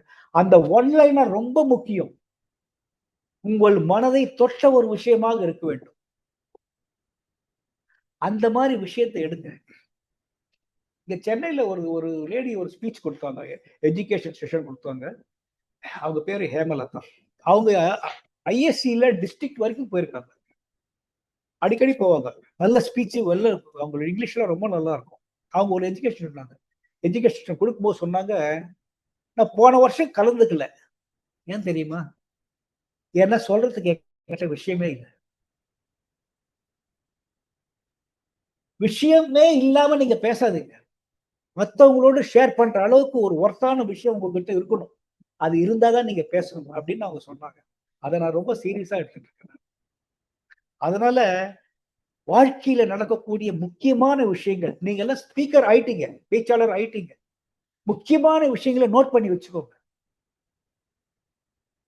நான் வாட்ஸ்அப்ல ஒரு குரூப் கிரியேட் பண்ணியிருக்கேன். அந்த குரூப் கிரியேட் பண்ணும்போது அதுல 2 மெம்பர்ஸ் தான், நானும் என் மனைவி மட்டும்தான். அந்த குரூப் கிரியேட் பண்ணிட்டு என் மனைவி எடுத்துட்டேன் அதுல இருந்து. இப்ப நான் மட்டும்தான் அந்த குரூப். ஸோ முக்கியமான விஷயங்கள்லாம் வந்ததுன்னா அந்த குரூப்புக்கு ஃபார்வர்ட் பண்ணிடுவேன். சின்ன சின்ன விஷயங்கள் நம்ம எதிர்பார்க்காம திடீர்னு வாட்ஸ்அப்ல வரும், சில சமயம்ல ஃபேஸ்புக்ல வரும். அந்த லிங்கை காப்பி பண்ணிட்டு அந்த இதுல போட்டுருவேன். ஸோ நான் ஒரு ஸ்பீச்சுக்கு முன்னாடி இதெல்லாம் செக் பண்ணி பார்ப்பேன். இதுல ஏதாவது வேல்யூபிள் நம்ம டாபிக் ரிலேட்டடா இருக்கான்னு பார்ப்பேன். அதை எடுத்து போடுறேன். ஸோ அதனால நீங்க ஒரு ஸ்பீக்கர் ஆன அப்புறம் டெய்லி உங்களுக்கு ஒரு முக்கியமான நிகழ்வு நடந்து கொண்டே இருக்கிறது. வேல்யூபிளான நிகழ்வுகளை சேமித்து வையுங்கள். ஒரு ஸ்கிரிப்ட் எழுதும்போது உங்களுக்கு 7 மினிட்ஸ் 7 நிமிஷம் பேசணும் அப்படின்னா நீங்க யூஸ்வலா ஒரு 750-800 வேர்ட்ஸ்ல ஒரு ஸ்கிரிப்ட் ரெடி பண்ணுவீங்க. ஃபர்ஸ்ட் ஸ்கிரிப்ட் எழுதும்போது 1500-2000 வேர்ட்ஸ் இருந்தா கூட பரவாயில்ல, எழுதுங்க. உங்களுடைய கற்பனைகளுக்கு தடைகள் போடாதீர்கள், நேரத்தை வைத்து கடைசிகள் போடாதீங்க. அதுக்கப்புறம் அதுல முக்கியமான விஷயங்களை மட்டும் எடுத்து 750-800 வார்த்தைகளுக்குள்ள அடக்குங்க. இந்த பாக்கி இருக்கிற விஷயத்தை தூக்கி போடுறாங்க, அதை சேவ் பண்ணி வச்சுக்கோங்க. நாளைக்கு இன்னொரு ஸ்பீச்சுக்கு யூஸ் ஆகும். ஏன்னா சில வேல்யூபிள் பாயிண்ட்ஸ். ஸோ இதை நீங்க பர்மனண்டா ஒரு ஸ்பீச்சே ஒரு தொழில்ற மாதிரி நீங்க எடுத்து பண்ணீங்கன்னா மிக சிறந்த பேச்சாளர் ஆகலாம். மிக சிறந்த பேச்சாளர் ஆவது ஒரு சும்மா பெருமைக்கு உண்டான இல்ல டிராஃபி வாங்கறதுக்கு உண்டான ஒரு நிகழ்வு கிடையாது. நம்மளுடைய வாழ்க்கையில் இந்த திறமைகளை பயன்படுத்தலாம். நான் சொல்லுவேன், என்னோட டிவிஷன் டைரக்டர் இருக்கும்போது என்னுடைய கிளப்ஸுக்கு எல்லாம் சொல்லுவேன், டோஸ்ட் மாஸ்டர்ஸ்ல நீங்க கத்துக்கிட்டுங்க உங்க வாழ்க்கையில நீங்க அப்ளை பண்ணலன்னு நீங்க கத்துக்கிட்டது வேஸ்ட். ஐ கான்டாக்ட், மற்றவங்களோட பேசும்போது ஐ கான்டாக்ட் பண்ணி பேசுங்க. உங்களுடைய நேர்மை புலப்படும், உங்களை நம்புவாங்க. கீழே பார்த்துட்டு மேல பார்த்து பேசுனீங்கன்னா பொய் சொல்றீங்கன்னு நினைப்பாங்க. அதே மாதிரி பாடி லாங்குவேஜ், தேவைப்படும் போது பாடி லாங்குவேஜ் யூஸ் பண்ணுங்க. ரஜினிகாந்த் பெரிய ஆளானதுக்கு காரணமே அவருடைய பாடி லாங்குவேஜ் தான். அது மாதிரி எல்லா விஷயங்களையும் நம்ம வாழ்க்கையில பயன்படுத்தலாம். நம்ம கான்டென்ட் கிரியேஷன், ஓப்பனிங் பாடி, கதை சொல்லு ஒரு திறன். இன்னொரு நாள் முடிஞ்சதுன்னா எனக்கு அந்த ஒரு டைம் கொடுங்க, நான் ஸ்டோரி டெல்லிங்கை பத்தி ஒரு செஷனை கண்டக்ட் பண்றேன். ரொம்ப ரொம்ப முக்கியம். ஒவ்வொரு ஸ்பீச்லையும் கதை கண்டிப்பாக முக்கியம். ஒரு நிமிஷம் பேசினாலும் கதையை சொல்லுங்க, 1 மணி நேரம் பேசினாலும் கதையை சொல்லுங்க. ஸோ இந்த எல்லா டெக்னிக்கும் நீங்க யூஸ் பண்ணி வாழ்க்கையில பயன்படுத்திங்கன்னா ஒரு சக்சஸ்ஃபுல் ஒரு ப்ரொஃபஷனலா நீங்க மாறலாம். இதையெல்லாம் ஃபாலோ பண்ணி அதுக்கப்புறம் பிராக்டிஸ் பண்ணுங்க. கான்டெஸ்டுக்கு போகும்போது கண்டிப்பா பிராக்டிஸ். உங்களுடைய ஸ்கிரிப்டை நீங்க மனப்பாடமா ஃபுல்லா எழுதி முடிச்ச அப்புறம் அதை எடிட் பண்ணிக்கிட்டே வாங்க. ஒரு ஸ்டேஜ்ல அதை ஃப்ரீஸ் பண்ணிடுங்க. அதுக்கப்புறம் இந்த ஃபைனல் ஸ்கிரிப்டை நீங்க திருப்பி திருப்பி பிராக்டிஸ் பண்ணணும். கிட்டத்தட்ட 70-80 தடவை பிராக்டிஸ் பண்ணணும். பிராக்டிஸ்ல உட்காந்துட்டு பேசி சத்தம் போட்டு பேசுறது இல்லை, மனசுக்குள்ளேயே அது ஓடணும். பல்லு தேய்க்கும் பொழுது ஓடணும், சாப்பிடும் பொழுது ஓடணும். அந்த மாதிரி நீங்க பிராக்டிஸ் பண்ணிட்டு வந்தீங்கன்னா, எனக்கு தெரிஞ்ச ஒருத்தர் இருக்கார், என்னுடைய ஒரு காம்படிட்டர் ஒருத்தர். அவர் என்னால் தோற்கடிக்கவே முடியல. டிவிஷன் எல்லாம் ஈஸியா வந்துட்டு அவர் வந்தாருன்னா அவர் ஃபர்ஸ்ட், நான் செகண்ட், அப்படிதான் வருவேன். அவரு கான்டெஸ்ட் நடக்கும் பொழுதே அவருடைய நம்பர் 5வது ஸ்பீக்கரா இருந்ததுன்னா அதுக்கு முன்னாடி வெளியில போய் பிராக்டிஸ் பண்ணுவார். அந்த 2 ஸ்பீக்கர் அந்த கேப்ல கூட பிராக்டிஸ் பண்ணுவார். அவ்வளவு சீரியஸா எடுத்துப்பாரு. ஸோ பிராக்டிஸ் ரொம்ப இம்பார்ட்டன்ட். நீங்க உங்க டெஸ்ட் பண்ணணும். உங்களுடைய ஸ்பீச்சை தைரியமா உங்களை கிளப்ல கொடுங்க. கான்டெஸ்ட் ஸ்பீச்சா இருந்தாலும் உங்க கிளப்லயே நீங்க கொடுங்க. அதை யார் மூலியமாவது ரெக்கார்டு பண்ணுங்க. அதுக்கப்புறம் நீங்களே அதை எவாலுவேட் பண்ணுங்க. இந்த மாதிரி 2-3 கிளப்ல கொடுத்து பாருங்க. இது சீக்ரெட் லீக் ஆகுதுன்னு நினைக்காதீங்க. கான்டெஸ்ட் ஸ்பீச் வேற, உங்களுடைய கான்டென்ட்டா தான் இருக்கணும். அது ஏற்கனவே கொடுத்த ஸ்பீச்சா இருக்கக்கூடாதுன்னு ஒன்றும் கிடையாது. நான் முதல்ல சொன்ன மாதிரி என்னுடைய ஸ்பீச் எல்லாமே கிளப் லெவல்ல கொடுத்த ஸ்பீச் தான் நான் கான்டெஸ்ட்டுக்கு யூஸ் பண்ணியிருக்கேன். சில சமயம் ஒரே ஸ்பீச்சை 2 வருஷம் யூஸ் பண்ணியிருக்கேன் கான்டெஸ்ட்ல. அதனால தைரியமா அந்த ரிவீல் பண்ணுங்க. உங்க ஸ்பீச்சை கொடுத்து ரியாக்ஷனை பாருங்க. அதை வச்சு நீங்க அதை எடிட் பண்ணலாம், கொஞ்சம் அட்ஜஸ்ட் பண்ணலாம். ஓகே, இது ரொம்ப மிகப்பெரிய சப்ஜெக்ட். இதுக்கு முடிவே கிடையாது. பேசணும்னா பேசிட்டே போகலாம். அதனால இத்துடன் என் பேச்சை நிறுத்திக் கொள்கிறேன். இப்பொழுது உங்களுடைய கேள்விகளுக்கான நேரம். உங்களுக்கு ஏதாவது கேள்விகள் இருந்தால் கேளுங்க.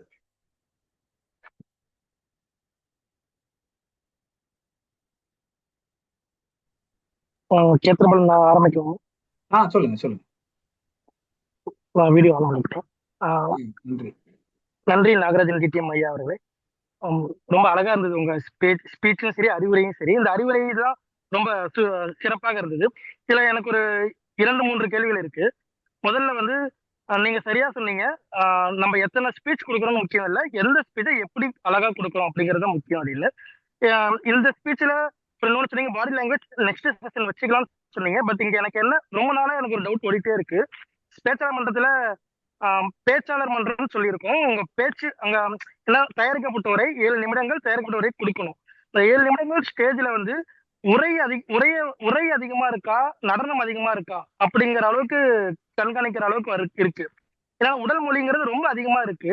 இந்த உடல் மொழி ரொம்ப அதிகமா இருக்கலாமா, இருக்கக்கூடாதா, எந்த அளவு இருக்கலாம் அப்படிங்கிறது. இப்ப நீங்க சொல்லியிருந்தீங்க உடல் மொழி உங்களை பொறுத்த வரைக்கும் நான் எப்படி எது பாக்குறேன்னா, உங்களை பொறுத்த வரைக்கும் மேடை பயன்பாடு இங்க இருந்து ஒவ்வொரு கண்டென்ட்டுக்கும் எங்கெங்க நம்ம நின்று பேசுறோம், எப்படி பார்வையாளர்களை கண்ணால கவர்றோம், எப்படி அவங்கள வந்து உடலால பண்றோம். ஆனா நிறைய ஸ்பீச்சஸ்ல நிறைய ஸ்டேஜ்ல நான் பாக்குறது என்னன்னா, அது ஒரு பர்ஃபார்மன்ஸ் மாதிரியே இருக்கு. இதை வந்து எப்படின்னா ஐயோ, இது பேச்சாளர் மன்றத்துல இருந்து தாண்டி போகுதோ அப்படிங்கிற ஒரு சின்ன பயமும் எனக்கு இருக்கு. இது வந்து சரியா? இதை நம்ம முதல்ல நான் இந்த டவுட் கிளியர் பண்றேன். எதுலயுமே நீங்க ஓவர் டூயிங் பண்ணீங்கன்னா அது தவறுதான். ஒரு சில ஸ்பீச் நான் பார்த்திருக்கேன் ஜட்ஜ் பண்ணும்பொழுது. இன்னொன்று நான் சொல்ல விரும்புறேன், கண்டிப்பாக வேற எங்கேயாவது கான்டெஸ்ட் நடந்ததுன்னா ஜட்ஜ் பண்றதுக்கு போங்க. ஏன்னா பேச்சை பத்தி கத்துக்கிட்டது, பாடி லாங்குவேஜ் கத்துக்கிட்டதே ஜட்ஜிங் மூலமா தான். முதலே சொன்ன மாதிரி 3 மாசத்துல 27 கான்டெஸ்ட் நான் ஜட்ஜ் பண்ணேன். அப்பதான் நான் ஸ்பீச் இப்படி எல்லாம் கொடுக்கலாமான்னு தெரிஞ்சுக்கிட்டேன். தோத்து போனவங்க கூட என்னோட நல்லா பேசினாங்க. ஸோ அதனால அதை கண்டிப்பா அதுல பாருங்க. எக்ஸாகரேட்டட். நான் பார்த்த ஒரு இதுல ஒருத்தர் பாடி லாங்குவேஜ் சொல்லிட்டு டான்ஸ் ஆடினாரு. அது தன்னை முதுக காமிச்சுக்கிட்டு டான்ஸ் ஆடினாரு. அதெல்லாம் எக்ஸாகரேஷன். எது செஞ்சாலும் நேச்சுரலா இருக்கணும். பாடி லாங்குவேஜ் செஞ்சீங்கன்னா நேச்சுரலா இருக்கணும். அந்த அந்த அந்த பிக்சரை நீங்க கண்ணு முன்னாடி கொண்டு வரணும். அதுக்குதான் உங்க பாடி லாங்குவேஜை தவிர நீங்க எவ்வளவு பெரிய ஆக்டர்னு காமிக்கிறதுக்காக கிடையாது. அதனால ஒரு தின் லைன் இருக்கு. அப்ளைங் த பாடி லாங்குவேஜ் அண்ட் எக்ஸாகரேஷன் ரெண்டுத்துக்கும் நடுவில் ஒரு சின்ன பார்டர் ஒன்று இருக்கு. அந்த பார்டரை நம்ம தாண்டாம பார்த்துக்கணும். நேச்சுரலா இருக்கணும். ஒரு செகண்ட், ஒரு 5 செகண்ட்ஸ் தான் நீங்க அதை பத்தி சொல்ல போறீங்க. ஆனா அந்த 5 செகண்ட்ஸ்ல சஃபிஷியன்ட் பாடி லாங்குவேஜ் கொடுத்தீங்கன்னா மெசேஜ் ரொம்ப ஜாஸ்தியா போய் சேரும். ஓகே. ஒரே ஒரு குழு புகைப்படம் மட்டும் எடுத்துறேன் இடையில. மன்னிக்கணும். ஒரே ஒரு குழு புகைப்படம். எல்லாரும் கொஞ்சம் காணல் ஏற்கனவே நல்லா இருக்கும். அப்படியே கேள்வி தொடரலாமா? தொடருங்க. இந்த குழு புகைப்படம் எடுத்துடலாம். எல்லாரும் கொஞ்சம் எல்லாரும் முதல் பக்கம் எல்லாருமே காணொலி ஆன் பண்ணிட்டீங்க. ரொம்ப சிறப்பு. இன்னும் ஒரு அடுத்த பேஜ்லயும் நான் பாக்குறேன். இப்போ எடுத்துறேன் ஃபர்ஸ்ட். ஓகே, நீங்க அருண்குமார் கண்டினியூ பண்ணுங்க. நன்றி ஐயா. ரெண்டாவது வந்து இப்ப அதிகமா எப்படி இருக்குன்னா, தயாரிக்கப்பட்ட உரைகள் எல்லாமே அடுத்தவங்களை அழுக வைக்கிற மாதிரி இருக்கு. அவங்க சொல்ற சொல்லுல, அவங்க பேசுற பேச்சுல நம்ம அழுதுறணும். அழுகுங்க, கண்ணீர் வரல, இன்னும் நான் பேசிட்டே இருப்பேன், கண்ணீர் வந்துருச்சு அப்படி பேச முடிச்சுட்டேன், இப்படிங்கிற மாதிரிதான் இந்த உரைகள் எல்லாம் போயிட்டு இருக்கு. இது வந்து சரியா? இல்ல வந்து அந்த உரைகள் நம்ம கொடுக்க போற உரை வந்து எப்படி இருந்தா சிறப்பா இருக்கும்? ஏன்னா இப்ப பேச்சு மன்றத்துல உரை அப்படிங்கிறது கொடுத்துட்டாலே அது ஓகே அப்படிங்கிற மாதிரி ஆயிடுது. இந்த உரைதான் சரி, நீங்க இந்த மாதிரி இந்த பாதையை கடைபிடிச்சு போங்க அப்படின்னு சொல்லிட்டோம்னா இப்ப இருக்கிறவங்க இனி வருவாங்களாவது அப்படி பயணிப்பாங்கிறது எனக்குள்ள ஒரு இருக்கிறது. என்ன சொல்ல வரேன்னா, இப்ப 10 பேர் ஸ்பீச் கொடுக்குறாங்கன்னா 8 பேர் வந்து அழுக வச்சிருவாங்க. அப்படிதான் இருக்கும். இது தேவையா? இல்ல அந்த ஸ்பீச்ல வந்து கட்டாயம் அது இருந்துதான் ஆகணுமா அப்படிங்கிற மாதிரி ஒரு கேள்வி வருது. இப்ப நான் முதல்ல சொன்னேன், நான் இந்த 3 மோடு இருக்குன்னு சொன்னேன். Ethos, pathos and logos. அந்த பேத்தோஸ்ன்றது எமோஷனை சொல்றது. உங்க ஸ்பீச்ல கண்டிப்பா ஒரு எமோஷன் இருக்கணும். அதுக்குன்ட்டு ஃபுல் கதையை நீங்க அழக வச்சுட்டே இருக்கிற மாதிரி இருக்கணும் கிடையாது. கதையை மெதுவா கொண்டு போகணும். ஒரு என்டர்டெய்னிங்கா. என்னோட கதையில பாத்தீங்கன்னா ஆரம்பத்துல என்டர்டெய்னிங் தான் வரும். ஆனா கடைசியில அந்த அந்த சைனீஸ் கொரியன் கூட பேசும்போது லேசா கண் கலங்குற மாதிரி ஒரு எமோஷன் இருக்கும். அவ்வளவுதான். மற்றபடி ஃபுல் கதையும் சொல்லி சொந்த கதையில சொல்லி அனுதாபத்தை தேடிக்கிற அளவுக்கு நீங்க கதை சொல்லக்கூடாது. அந்த மாதிரி இருக்கக்கூடாது. பட் ஒரு மைல்டு எமோஷன். நான் முதல்ல சொன்ன மாதிரி பல எமோஷன்ஸ் இருக்கு. இன்ஸ்பைரிங், ஹியூமர், ஆங்கிரி, ப்ரைட் நிறைய இருக்கு. அதுல ஒரு எமோஷன் நீங்க கண்டிப்பா கொண்டு வந்தீங்கன்னா ஆடியன்ஸோட நல்லா கனெக்ட் ஆகலாம். டச் பண்ணணும். ஆடியன்ஸோடைய ஹார்ட்டை நம்ம டச் பண்ணணும். அதுக்கு எமோஷன் கண்டிப்பா தேவை. ஆனா அது எக்ஸாக்ரேட் ஆகாம பாத்துக்கோங்க. அவ்வளவுதான். ஐயா, இப்ப நீங்க உங்ககிட்ட ஒரு கேள்வி. மன்ற லெவல்ல சாப்டர் மீட்டிங் நடக்கும்போது நீங்க ஏதாவது ஒரு உரையை வந்து தகுதி நீக்கம் பண்ணிருக்கீங்களா? இந்த உரை இல்லப்பா, இந்த உரையை திரும்பி நீ படிக்கணும், இந்த திட்டம் செல்லாது, திரும்பி நீ படிக்கணும் அப்படிங்கிற மாதிரி. எதுக்காக கேட்க வரேன்னா, எது மாதிரியான உரைகளை நம்ம வந்து தகுதி நீக்கம் செய்யலாம்? நான் இப்ப எதுக்கு நீ தகுதி நீக்கம் செய்யற அப்படின்னு கேட்டா, அது அந்த இடத்துல ஏதாவது ஒரு ஓவர்லாப் ஆயிருக்கும். இது ரொம்ப அதிகமா இருக்கு, கண்டென்ட்டை தாண்டி போயிருக்கு, பர்பஸை தாண்டி போயிருக்குன்னு நமக்கு தோணும். அது மாதிரி பண்ற மாதிரி இருந்தா என்ன மாதிரி பண்ணலாம், எதெல்லாம் அப்படி பண்ணலாம்? ஃபர்ஸ்ட் திங், டோஸ்ட் மாஸ்டர் ஸ்பீச்ல பாஸ் ஃபெயிலே கிடையாது. நீங்க ஸ்பீச் கொடுத்துட்டீங்கன்னா அவ்வளவுதான். நீங்க டைம் டிஸ்குவாலிஃபை ஆனாலும் சரி, இல்ல அப்ஜெக்டிவ்ஸை மீட் பண்ணலனாலும் சரி, அந்த ஸ்பீச் கொடுத்தீங்கன்னா அந்த கதை முடிஞ்சுது. உங்களுக்கு அந்த கிரெடிட் வந்துடும், அந்த ஸ்பீச் கம்ப்ளீஷன் கிரெடிட் வந்துடும். நீங்க 5 ஸ்பீச் கொடுக்கணும், 5மே நீங்க டிஸ்குவாலிஃபை ஆனா கூட நீங்க qualified go to next level. அதனால சட்டப்படி பாத்தீங்கன்னா இதை டிஸ்குவாலிஃபிகேஷன் உங்களை ஃபெயிலே ஆக்காது. சரி, டோஸ்ட் மாஸ்டர்ன்றது ஒரு மேடை, தவறுகளின் மூலம் நாம் கற்றுக்கொள்ள வேண்டிய ஒரு மேடை. Learn from your mistakes. This is the only platform where you can learn from your mistakes. அதனால தப்பு பண்ணுங்க, எல்லாருமே தப்பு பண்ணணும் தான் எதிர்பார்க்கிறாங்க. சூப்பரா பேசுனீங்கன்னா நீங்க இங்க இருக்க வேண்டிய ஆள் கிடையாது. நீங்க ஆல்ரெடி ப்ரொஃபஷனல் ஆயிட்டீங்கன்னு வச்சுக்கோங்க. ஆரம்பத்துல இருந்தே தப்பு பண்ணுவாங்க, டைம் டிஸ்குவாலிஃபை. 10 வருஷமா நான் டோஸ்ட் மாஸ்டர் இருக்கேன். இப்போ ரீசெண்டா நான் ஏரியா கான்டெஸ்ட்ல டிஸ்குவாலிஃபை ஆயிட்டேன், டைம் டிஸ்குவாலிஃபை. ஏன்னா அந்த டைம் கார்டு காமிச்சவங்க சரியா காமிக்கல, அது வேற விஷயம். பட் ஆக மொத்தம் தப்பு பண்ணுவோம், அனுபவசாலி கூட தப்பு பண்ணுவாங்க. தப்பு பண்றதுக்குண்டான ஒரு இடம் தான் டோஸ்ட் மாஸ்டர். தப்பே இல்லாம நடக்கணும்னா அதுக்கு நம்ம டோஸ்ட் மாஸ்டர் தேவை கிடையாது. இதுல என்ன ஒரு பியூட்டினா, யாருமே உங்களை கிரிட்டிசைஸ் பண்ண மாட்டாங்க, உங்களுக்கு பிளேம் பண்ண மாட்டாங்க, இது நக்கல் அடிச்சு சிரிக்க மாட்டாங்க. எல்லாருமே என்கரேஜ் பண்ணுவாங்க. அது பரவாயில்ல, அடுத்தோட இதை பார்த்துவாங்க. பட் மக்கள்லாம் அது நல்லா இருந்து இது நல்லது உங்களை பாராட்டுவாங்க. அதனால உங்களுக்கு அப்புறம் நீங்க ஒரு ஸ்பீச் சரியா அமையல, திருப்பி அதே ஸ்பீச் கொடுக்கணும்னா அது உங்க இஷ்டம். செகண்ட் டைம் அந்த ஸ்பீச் கொடுக்க கூடாதுன்னு ஒண்ணு கிடையாது. இப்போ ஒரு பாத்வேஸ்ல நிறைய எலக்டிவ்ஸ் எல்லாம் பாத்தீங்கன்னா நிறைய இருக்கு. நம்ம 2 எலக்டிவ்ஸ் தான் கொடுக்கணும்னு இருக்கும். நீங்க பாக்கி எலக்டிவ்ஸ் கூட கொடுக்கலாம், நீங்க பாட்டு கொடுத்துட்டே இருங்க. உங்களுக்கு 4வது லெவல்ல இவ்வளவு ஸ்பீச் இருக்கு, 8 எலக்டிவ்ஸ் இருக்கு, ஆனா 2 தான் கொடுக்க சொல்லியிருக்காங்கன்னா 8யுமே கொடுங்க, யாரும் கேள்வி கேட்க போறது. உங்களுக்கு உண்டான பிராக்டிஸ் தான். உங்களுக்கு லெவல் கம்ப்ளீட் பண்ணும், பாத் கம்ப்ளீட் பண்ணணும்னு அவசரம் இருந்ததுன்னா எவ்வளவு சொல்லியிருக்காங்களோ அதை மட்டும் முடிச்சுட்டு கடகடன்னு போயிடுங்க. உங்களுக்கு டிடிஎம் ஆகணும், அவசரமா இருக்கு, உங்களுக்கு 2 பாத்து முடிக்கணும் அப்படின்னா அந்த மாதிரி போங்க. இல்லைன்னா எல்லாமே உங்களுடைய பிராக்டிஸ் தான், திருப்பி திருப்பி கொடுங்க, ஒன்றும் பிரச்சனை. ஓகே, வேற ஏதாவது கேள்வி? வணக்கம், நான் லதா மசலாமணி. தெரியும் தெரியும், சொல்லுங்க. ஓகே, எனக்கு ஒரு கேள்வி. இப்போ நீங்க அரிஸ்டோட்டல் பிரின்சிபல் சொன்னீங்க இல்லையா, அது ஃபார் ஐஎஸ்சி ஸ்பீச்சுக்கு. இதுவே நகைச்சுவை போட்டி ஹியூமரஸ் ஸ்பீச்சா இருந்ததுன்னா அதுக்கு ஏதாவது பிரின்சிபல் இருக்கா? ஹியூமரஸ் ஸ்பீச்சுக்கு சிரிக்க வைக்கணும், லாஜிக் எல்லாம் கிடையாது, சிரிக்க வைக்கணும்.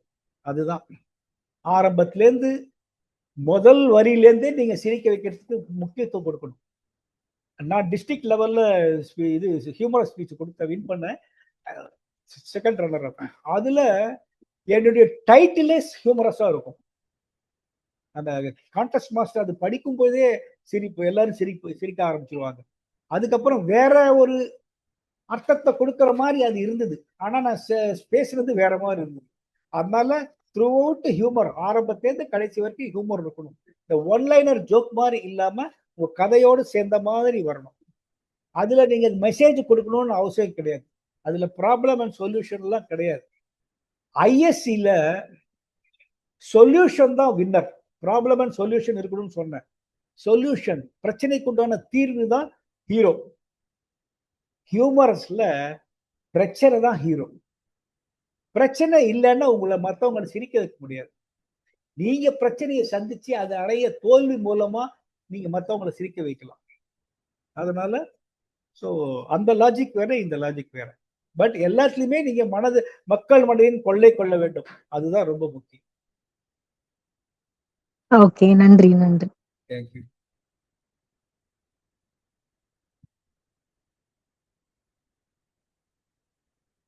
வேற ஏதாவது கேள்வி இருக்கிறதா? எனக்கு ஒரு கேள்வி இருக்கு. சொல்லுங்க. இந்த இந்த முடிவு இருக்கு இல்லையா, அதை வந்து அதுக்குன்னு ஒரு நேரம் இருக்கா? இவ்வளோ குறைஞ்சது இவ்வளவு நேரமாவது அந்த முடிவை சொன்னாதான் அது ஆடியன்ஸ்க்கு போய் சேரும் அப்படிங்கிற மாதிரி ஏதாச்சும் ஒரு டெக்னிக் இருக்கா? அதாவது நீங்க சொல்றது அந்த ஸ்பீச்சினுடைய கன்க்ளூஷனை பத்தி சொல்றீங்க?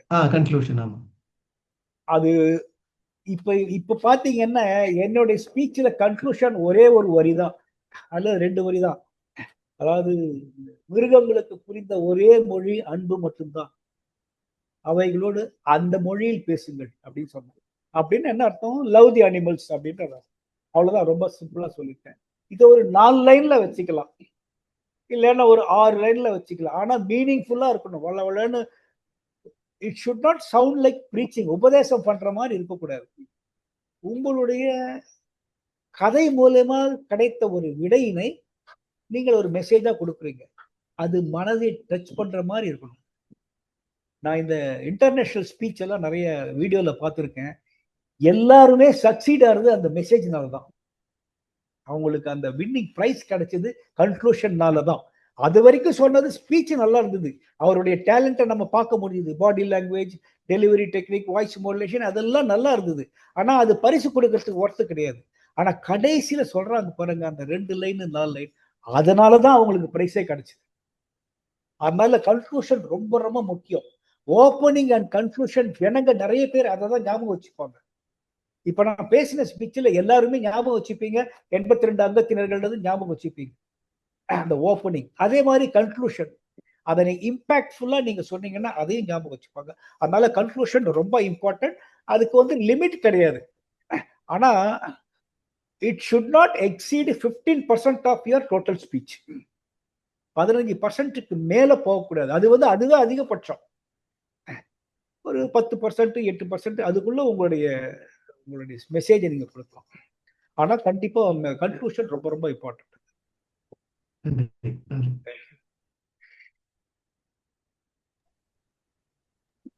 சூரியகுமார் பேசுறாங்க. சுயக்க பேசுங்க.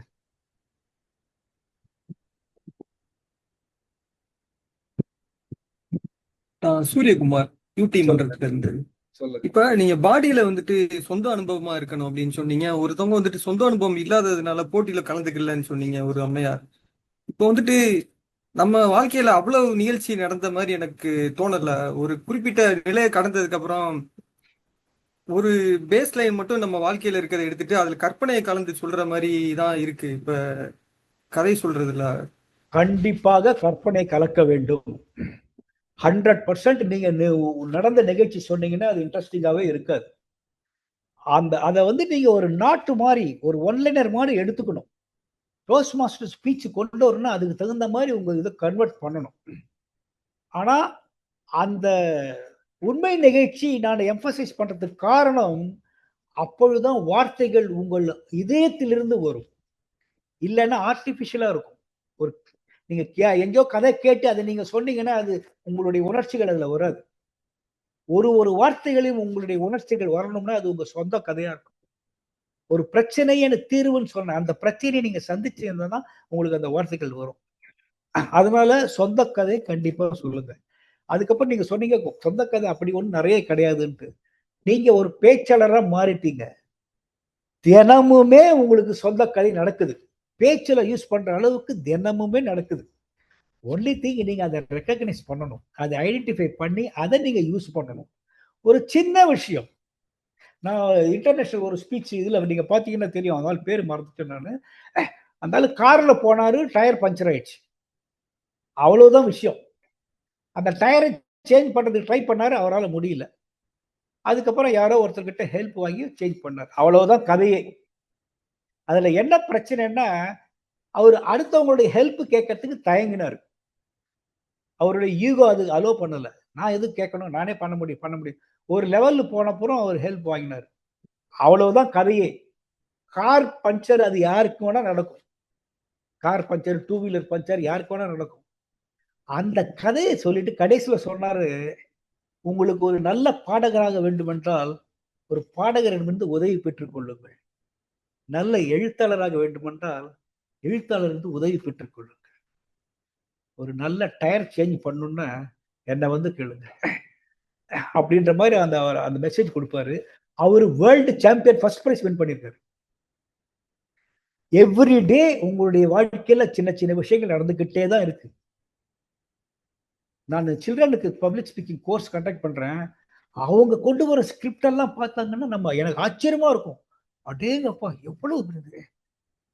ஒரு பையன் ஸ்கூலுக்கு பஸ்ல போறான், ஒரு கிடுகிடுன்னு ஒரு டைம் ஆயிடுச்சுன்னு சாக்ஸ் மாட்டிட்டு ஷூ போடாம போயிட்டான். அதுதான் அவனுடைய பிரச்சனை. அந்த பிரச்சனையை அழகா கொண்டு போய் அவன் ஸ்கூல்ல எப்படி அன்னைக்கு மேனேஜ் பண்ணான்னு சொல்லிட்டு அதை கன்க்ளூட் பண்ணான். ரொம்ப அருமையா இருந்தது. இன்னொரு பையன் ஸ்கூல்ல பஸ்ல போகும்போது தூங்கிட்டான். எல்லாரும் இறங்கி ஸ்கூலுக்கு போயிட்டாங்க, ஆனா இவன் மட்டும் தூங்கிட்டே இருக்கான். அப்புறம் அந்த பஸ் டிரைவர் வண்டி எடுத்துக்கிட்டு எங்கேயோ ஒரு ஹோட்டல் கிட்ட போய் வண்டி நிறுத்திட்டு இருக்கான். ஐயோ, அப்பதான் கண்ணு முழிச்சு பாக்குறான், திடீர்னு பார்த்தா வேற எங்கேயோ இருக்கும். பயந்து போய் வெளில பாக்குறான். பார்த்தா அந்த டிரைவர் கிட்ட, ஏய் நீ எப்படி இங்க, என்ன நான் இந்த மாதிரி தூங்கிட்டு இருக்கேன் அப்படின்ட்டு. அதுக்கப்புறம் அங்கிள் நான் எங்க அப்பாவுக்கு ஃபோன் இருக்கான்னு, அவங்ககிட்ட ஃபோன் இல்லைன்னா. அதுக்கப்புறம் இந்த டீ கடைக்காரங்கிட்ட ஃபோன் வாங்கி ஃபோன் பண்ணி அவங்க அம்மாவுக்கு ஃபோன் பண்ணி, அம்மா அப்பாவுக்கு ஃபோன் பண்ணி, அப்புறம் அப்பா வந்து அவனை கூட்டு போனாரு. இந்த மாதிரி கதை முடியுது. கடைசியில் அவன் சொல்ற மெசேஜ், பிரச்சனையில் இருந்தீங்கன்னா மற்றவங்கிட்ட உதவி கேட்கறதுக்கு தயங்காதீங்க. அந்த டீ கடைக்காரர் எனக்கு தெரியாது, இருந்தாலும் நான் கேட்டேன். அவர் ஹெல்ப் பண்ணுவாரோ மாட்டாரோ எனக்கு தெரியல, என்ன மிஞ்சி போனா முடியாதுன்னு சொல்லுவாரு, அப்போ இன்னொருத்தர் கேட்கலாம் சொல்லி நான் கேட்டேன். ஸோ அதனால உதவி கேட்கறதுக்கு தயங்காதீங்கன்னு சொன்னாரு. ஒரு சின்ன விஷயம், ஆனா அது ஸ்பீச்சா கொண்டு வந்தீங்கன்னா ரொம்ப இம்பாக்ட்ஃபுல்லா. அதுதான் டோஸ்ட் மாஸ்டர். ஒரு சின்ன விஷயத்த கூட கண்ணுக்காது மூக்கெல்லாம் வச்சுட்டு ஒரு கிழமை கூட லிப்ஸ்டிக் போட்டு பியூட்டிஃபுல் லேடியா காமிச்சிட முடியும். ஸோ அந்த திறமையை நம்ம வளர்த்துக்கணும். ரொம்ப நன்றி. இன்னும் ஐயா ஒரே ஒரு கேள்வி. சொல்லுங்க. நீங்க வந்து நகைச்சுவை போட்டியில நீங்க வச்சிருந்த தலைப்பே வந்து நகைச்சுவை தூண்டுச்சுன்னு சொன்னீங்கல்ல, அது என்ன தலைப்புன்னு தெரிஞ்சுக்கலாமா? ஆக்சுவலா அது கொஞ்சம் பெரிய தலைப்பு.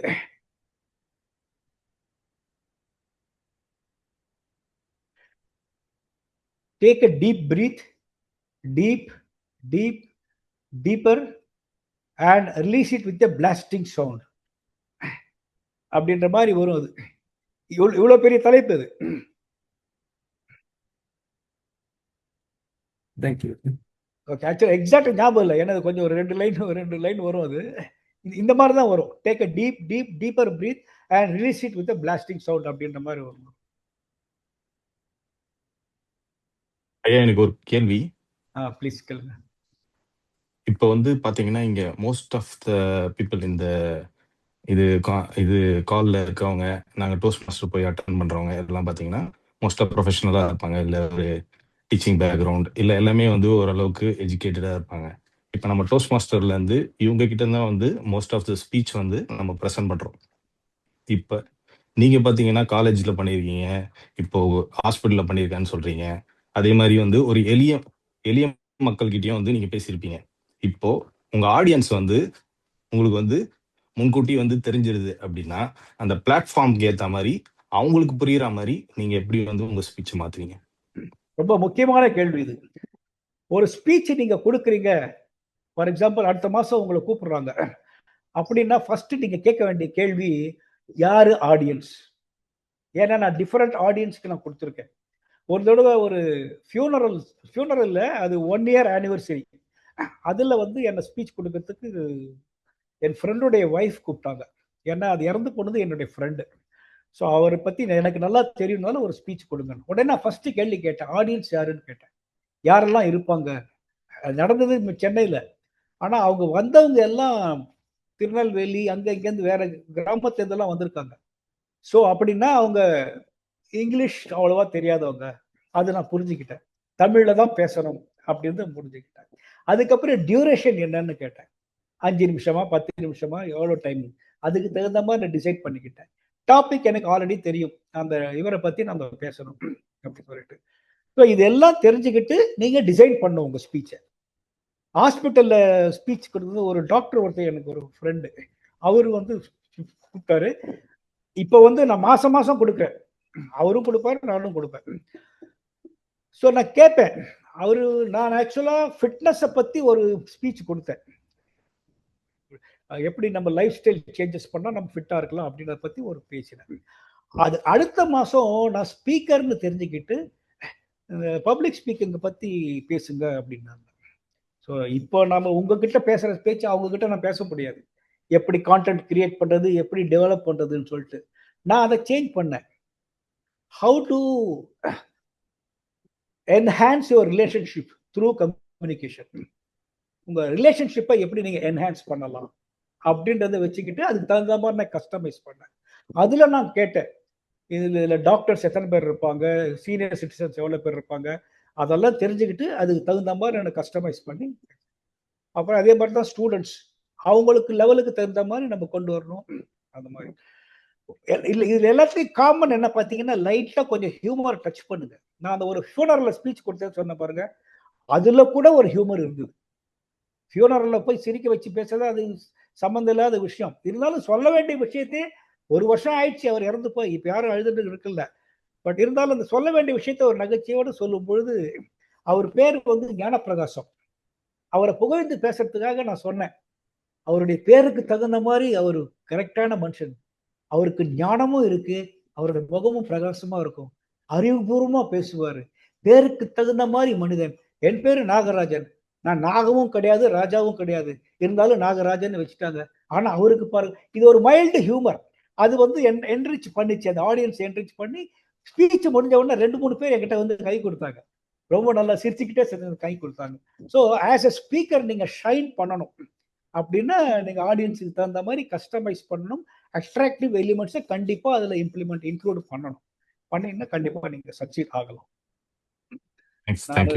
உங்க கேள்விக்கு நான் பதில் சொன்னேன்னா இல்ல? கண்டிப்பா கண்டிப்பா. நான் தான் அது சம்பத், ஞாபகம் இருக்குங்களா? Fitness centre. நான் அப்புறம் பேசுறேன் உங்ககிட்ட சோஷியல் மீடியா. மேடவாக்கம் வந்தீங்களா? ஆம், ஜெரடியான்பேட். ஓஹோ, okay okay okay okay okay right right right right. கொஞ்சம் கொஞ்சமா ஞாபகம் வருது. ஒரே ஒரு குறிப்பு, மாஸ்டர் பாக்குறதுக்கு அப்படி எளிமையா பேசுறாரு. நீங்க ஜிம்ல பாத்தீங்கன்னா 100+ kgs வந்து ஸ்குவாட் ரிப்பீட்டேஷன் வந்து பாத்தீங்கன்னா 20 repetitions squat plus deadlift பண்ணுவாரு. எங்களால கூட பண்ண முடியாது. ஓ, நல்ல ஞாபகம் வச்சிருக்கீங்க. எனிவே ஃபார் யுவர் இன்ஃபர்மேஷன், நான் ஒன்றுமும் பண்றேன், வீட்லயே ஜிம் வச்சிருக்கேன். ஸோ நான் கன்சிஸ்டண்டா பண்றேன், ஸ்கிப் பண்ணதில்லை. ஃபிட்னஸ் கோச்சிங் வேற. ஆக்சுவலா இப்போ 8:30 மணிக்கு இன்னொரு செஷன் ஒன்று இருக்கு, அந்த இதுல ஃபிட்னஸ் பத்தி இருக்கு, அது தனி சப்ஜெக்ட். சார் வணக்கம். வணக்கம், சொல்லுங்க. என்னோட பேர் சண்முகப்பிரியா. சார், எனக்கு ஒரு கொஸ்டின். நீங்க சொன்ன மாதிரி கண்டென்ட்ல, பாடி லாங்குவேஜ்ல, ஓக்கல் வெரைட்டில இதுல நம்ம கான்சென்ட்ரேட் பண்ணி பண்ணாலும் அதுல ஜட்ஜிங் அப்படிங்கிற ஒரு இடத்துல வர்றப்போ அது எதையுமே ஒரு வேல்யூ பண்ணாம சும்மா வந்து நின்னு பேசிட்டு போறத ஒரு பெரிய ஒரு இதா பிரைஸ் பண்ற அந்த ஒரு விஷயத்த நம்ம எப்படி ஹேண்டில் பண்றது முதல்ல? ஏன்னா எவாலுவேஷன்லயே கொடுத்திருக்காங்க ஒவ்வொன்றுக்கும் எவ்வளவு மார்க் அப்படின்னு. சோ அதை எதையுமே அப்ளை பண்ணாம ஒன்லி ஒரு ஒரு ப்ரீச் மாதிரி அந்த மாதிரி கொடுத்துட்டு போகும்போது நாம இருந்துட்டு இந்த எல்லா விஷயத்தையும் இன்க்ளூட் பண்ணி பண்ணும்போது அதுக்கு எதையுமே வேல்யூவே பண்ணாம ஒரு ரிசல்ட் அப்படின்னு வரும்போது நான் அஸ் அ ஸ்பீக்கரா அல்லது அஸ் அ கண்டஸ்டண்டா நான் எப்படி அதை ஹேண்டில் பண்றது? இது இருந்துட்டு டிமோட்டிவேட் ஆகுது. இன்னொரு தடவை நம்ம இந்த கான்டெஸ்ட் போகணுமா அப்படிங்கிற அளவுக்கு அது டிமோட்டிவேட் ஆகுது. ஸோ இந்த மாதிரியான விஷயங்களை நம்ம எப்படி ஹேண்டில் பண்றது? ஓகே, இதுல 2 விஷயம் இருக்கு. ஃபர்ஸ்ட் திங், நான் முதல்ல ஒரு விஷயத்தை சொல்ல நினைக்கிறேன். நான் சிங்கப்பூர்ல இருந்து ஒரு 2 கிளப்ல தான் நேரடியா நான் அட்டென்ட் பண்ணேன். நான் பார்த்த வரைக்கும் எனக்கு நான் என்ன புரிஞ்சுக்கிட்டேன்னா, நீங்க கான்டென்ட்டுக்கு ஜாஸ்தி இம்பார்ட்டன்ஸ் கொடுக்குறீங்க, டெலிவரிக்கு அந்த அளவுக்கு ஈக்குவல் இம்பார்ட்டன்ஸ் கொடுக்கறது இல்லைன்றது நான் பார்த்த வரைக்கும் எனக்கு தெரிஞ்சுது. மற்ற கிளப்லாம் நான் பார்க்கல. நான் பார்த்த ஒரு கிளப் வந்து இங்கிலீஷ் கிளப், ஒரு தமிழ் கிளப்புக்கு போயிருந்தேன். ஜென்ரலா நான் விஷுவலைஸ் பண்ணது இது மாதிரி, டெலிவரிக்கு அவ்வளவு இல்லை. உங்களுடைய நேச்சரே அப்படிதானா தெரியல. உங்களுடைய எல்லாருடைய இதுவுமே அது மாதிரி தான். பொதுவாக நம்ம நடைமுறையை தான் நம்ம ஃபாலோ பண்ணுவோம். எல்லா இடத்துலையும் அப்படி பண்றாங்கன்னா இப்போ நம்மளும் அப்படிதான் ஃபாலோ பண்ணுவோம். அதனால நீங்களும் அப்படி ஃபாலோ பண்றீங்களான்னு தெரியல எனக்கு. இப்போ நான் இன்னொரு விஷயம், முதல்ல நான் சொன்னேன், பிரைஸ் வாங்குறது முக்கியம், ரொம்ப முக்கியம். ஆனா அதை விட முக்கியம் ஆடியன்ஸுடைய அப்ரிசியேஷன் நம்ம கெயின் பண்றது. நான் பேசி முடிச்ச உடனே அட்லீஸ்ட் ஒரு 10% ஆஃப் பீப்புளாவது உங்ககிட்ட வந்து உங்க ஸ்பீச் அப்ரிஷியேட் பண்றாங்களா, அது நல்லா இருந்தது, இது நல்லா இருந்தது, அதுக்கப்புறம் உங்ககிட்ட கேள்வி கேட்கறாங்களா, இதை நான் எப்படி பண்றது அப்படின்னு சொல்லிட்டு உங்களை ஒரு குரு மாதிரி பாக்குறாங்களா, அந்த நிலைமையை நீங்க அடைஞ்சீங்கன்னா அதுதான் உங்களுடைய அச்சீவ்மெண்ட். பிரைஸ் கிடைக்கும் கிடைக்காமலும் போகும், அது வேற விஷயம். ஜட்ஜிங் வந்து நான் என்னை பொறுத்த வரைக்கும் நான் பார்த்த வரைக்கும் 100% கரெக்ட் கிடையாது. ஏன்னா ஜட்ஜஸ் எல்லாருமே மிகவும் தகுதியான ஜட்ஜஸ்ன்னு சொல்ல முடியாது. ஆள் கிடைக்கலன்னு நீங்க வரீங்களான்னு கேட்பாங்க. கிடைச்சானா போறோம் டக்குன்னு போட்டுருவாங்க. ஸோ அவங்களுக்கு எந்த குவாலிஃபிகேஷன் இருக்கு, அனுபவம் இருக்கு, அதெல்லாம் கிடையாது. டோஸ்ட் மாஸ்டரும் அந்த குவாலிஃபிகேஷன்லாம் ஒன்றும் கிடையாது. ஒரு மெம்பர் இன் குட் ஸ்டாண்டிங்கா இருந்தா போறோம், he is eligible to judge. ஒரு சின்ன ஆர்குமெண்ட் வேற வந்தது எனக்கும். ஒரு நான் ஸ்டார்ட் பண்ண ஒரு கிளப்புக்கும் அதுல அப்படிதான் போட்டிருக்குன்னு சொன்னாங்க. நான் சொன்னேன், போன வாரம் ஒருத்தர் ஜாயின் பண்ணார் உங்க கிளப்ல, அவர் ஆல்சோ எலிஜிபிள், அவர் அனுப்புவீங்களா ஜட்ஜுக்கு? அந்த மாதிரி ஜட்ஜ் அனுப்பாததுனால நீங்க என்ன பண்றீங்கன்னா, ஐஎஸ்சி டிஸ்ட்ரிக்ட் போற ஆளை நீங்க ப்ரிவென்ட் பண்றீங்க. அவன் சரியில்லைன்னு சொல்லிட்டு அங்கேயே டிஸ்குவாலிஃபை பண்ணிடுவான். அதனால ஒரு அனுபவசாலியான ஒரு ஜட்ஜ் இருக்கணும்னு சொல்லுவேன். ஆனா அது பாசிபிள் கிடையாது. அதனால புவர் ஜட்ஜிங் நடந்ததுன்னா நடக்கிறதுக்கு நிறைய வாய்ப்பு இருக்கு. அதை பத்தி கவலைப்படாதீங்க. சரி, நெக்ஸ்ட் இயர் பார்த்துக்கலாம் அப்படின்னு வச்சுங்க. அது ஒண்ணுதான் விடணும். ஆனா நீங்கள் செய்வதை பரிபூர்ணமாக செய்யுங்கள். தேவையான இடத்துல ஸ்டேஜ் யூசேஜ் பண்ணுங்க, தேவையான இடத்துல பாடி லாங்குவேஜ் பண்ணுங்க, எக்ஸாகரேஷன் இல்லாம கான்டென்ட்டுக்கு ஃபுல் வேல்யூ கொடுங்க. நான் சொன்னேன், எனக்கு தெரிஞ்ச ஒருத்தர் இருக்காரு, அவர் என்னுடைய காம்படிட்டர். அவர் இருந்தா என்னால் அவரை தோக்கடிக்கவே முடியாதுன்னு நான் சொல்றேன்ல. அவர்கிட்ட பாடி லாங்குவேஜ் இருக்கவே இருக்காது. மேக்சிமம் சும்மா இங்க அங்க நடப்பார், அவ்வளவுதான். ஆனா கண்டிப்பா ஏதாவது ஒரு ப்ராப்பர்ட்டி இருக்கும். ஒரு தடவை ஆரஞ்சு ஜூஸ் கொண்டு வந்தாரு, இந்த தடவை காஃபி பீன்ஸ் கொண்டு வந்தாரு, கண்டிப்பா அவர் தான் வின் பண்ணுவார். ஸோ பாடி லாங்குவேஜ் இல்லாமையும் வின் பண்ணிருக்காங்க. ஆனா உங்களுடைய திருப்திக்கு நீங்க இது இப்படிதான் செய்யணும்னு ஒரு வரைமுறை வச்சுக்கணும்.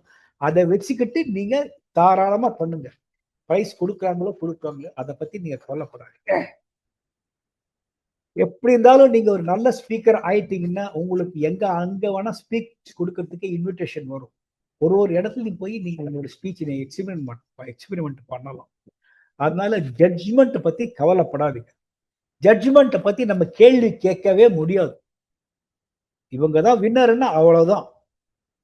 அதுக்கு காரணம் எல்லாம் தப்பா இருந்தா கூட நம்ம அதை ஒத்துக்கிட்டு தான் ஆகணும். வேற வழியே கிடையாது. இதை நான் பல அனுபவபூர்வ டோஸ்ட் மாஸ்டர் எல்லாம் நான் பார்த்திருக்கேன். டிஸ்ட்ரிக்ட் வின்னர் ஒருத்தர் கிளப் லெவல்ல தோத்து போயிருக்காரு. ஒரு வருஷத்துல அவர் டிஸ்ட்ரிக்ட் வின்னர். டிஸ்ட்ரிக்ட்னா என்ன, கிளப், ஏரியா, டிவிஷன் எல்லாம் கிராஸ் பண்ணி டிஸ்ட்ரிக்ட்ல வரும்போது கிரீம் ஆஃப் த கேக் தான் வரும். பெஸ்ட் ஸ்பீக்கர் தான் வருவாங்க. ஆனா அதுல வின் பண்ணாருன்னா எவ்வளவு பெரிய ஆளா இருக்கணும். அவரு கிளப் லெவல்ல தோத்து போயிருக்காரு. ஆனா அவரு அதை பத்தி கவலைப்படல. No problem, next year. அவர் பிளேமும் பண்ணல யாரையும். பைபாஸ்மெண்ட் இருக்கு, அது இது அதெல்லாம் எதுவுமே சொல்லல. ஓகே, நெக்ஸ்ட் இயர் பாத்துக்கிறேன் அப்படின்னு சொன்னாரு. ஸோ இந்த விஷயத்த நம்ம இப்படிதான் பார்க்கணும். ஆனா நீங்க எது செஞ்சாலும் உங்களுடைய திருப்திக்கு நீங்க செய்யுங்க. உங்களுடைய மனசு திருப்திக்கு நீங்க செய்ய. நான் இதை இப்படிதான் செய்வேன், இதைதான் நான் கத்துக்கிட்டேன், இதை நான் இப்படி ஃபர்ஸ்ட் பிரைஸ் வாங்குறதுக்காக நான் இப்படி எல்லாம் மாத்திக்க மாட்டேன் அப்படின்ற மாதிரி நீங்க ஒரு இதுவா இருக்கணும். என்ன ஒண்ணு, ஆடியன்ஸை அம்யூஸ் பண்றது ரொம்ப இம்பார்ட்டன்ட். ஜட்ஜு இம்ப்ரெஸ் பண்றது தேவை பிரைஸ் வாங்குறதுக்கு. அதுக்காக ஃபர்ஸ்ட் பிரைஸ் எல்லாம் வாங்காதீங்கன்னு சொல்ல, அதுக்கும் முயற்சி பண்ணணும். ஆனா இந்த மாதிரி சில குறைபாடுகள்லாம் ஜட்ஜஸ் கிட்ட இருக்கு. அனுபவம் இல்லாத ஜட்ஜஸ் எல்லாம் இருக்காங்க, சரியா ஜட்ஜ் பண்ண தெரியாதவங்க எல்லாம் இருக்காங்க. அவங்கள கான்டெஸ்ட் பண்ண இப்ப சொல்லுங்க. ஸ்பீச், கிளப் ஸ்பீச்ல கூட பெஸ்ட் ஸ்பீக்கர் வாங்க மாட்டாங்க. அந்த அளவுக்கு அவங்க ஸ்பீச் மட்டமா இருக்கும். ஆனா அவங்க ஜட்ஜ்மெண்ட்டுக்கு வந்துருவாங்க. அதனால நம்ம அதை பத்தி கவலைப்படக்கூடாது. இது ஒரு நடைமுறை, ஒரு துரதிருஷ்டம். அதை நம்ம சகித்து கொள்ளதான் வேண்டும். நன்றி சார். தேங்க்யூ.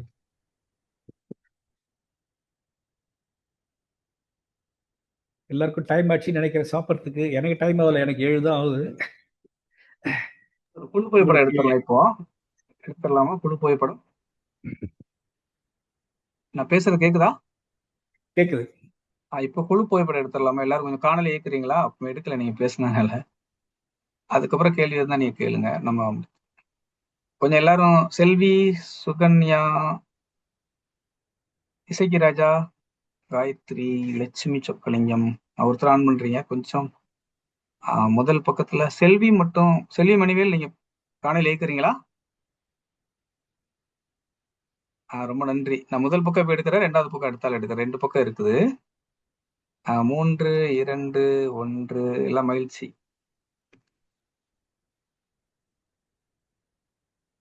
இப்ப அடுத்த பக்கம் அதே சிரிப்ப புன்னகைய தவற விட்டுறாதீங்க. எந்த பக்கம் இருக்கீங்க எனக்கு தெரியல. 3, 2, 1 மகிழ்ச்சி.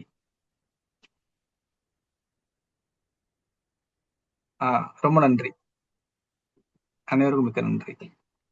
வேற ஏதாவது கேள்வி இருக்கா? கலை, நீங்க ஏதோ கை வசத்துனீங்க. சத்யா பேசுங்க. ரொம்ப நன்றி இந்த உரைக்கு. நான் வந்து இப்பதான் ஜாயின் பண்ணியிருக்கேன் டோஸ்ட் மாஸ்டர்ஸ்ல.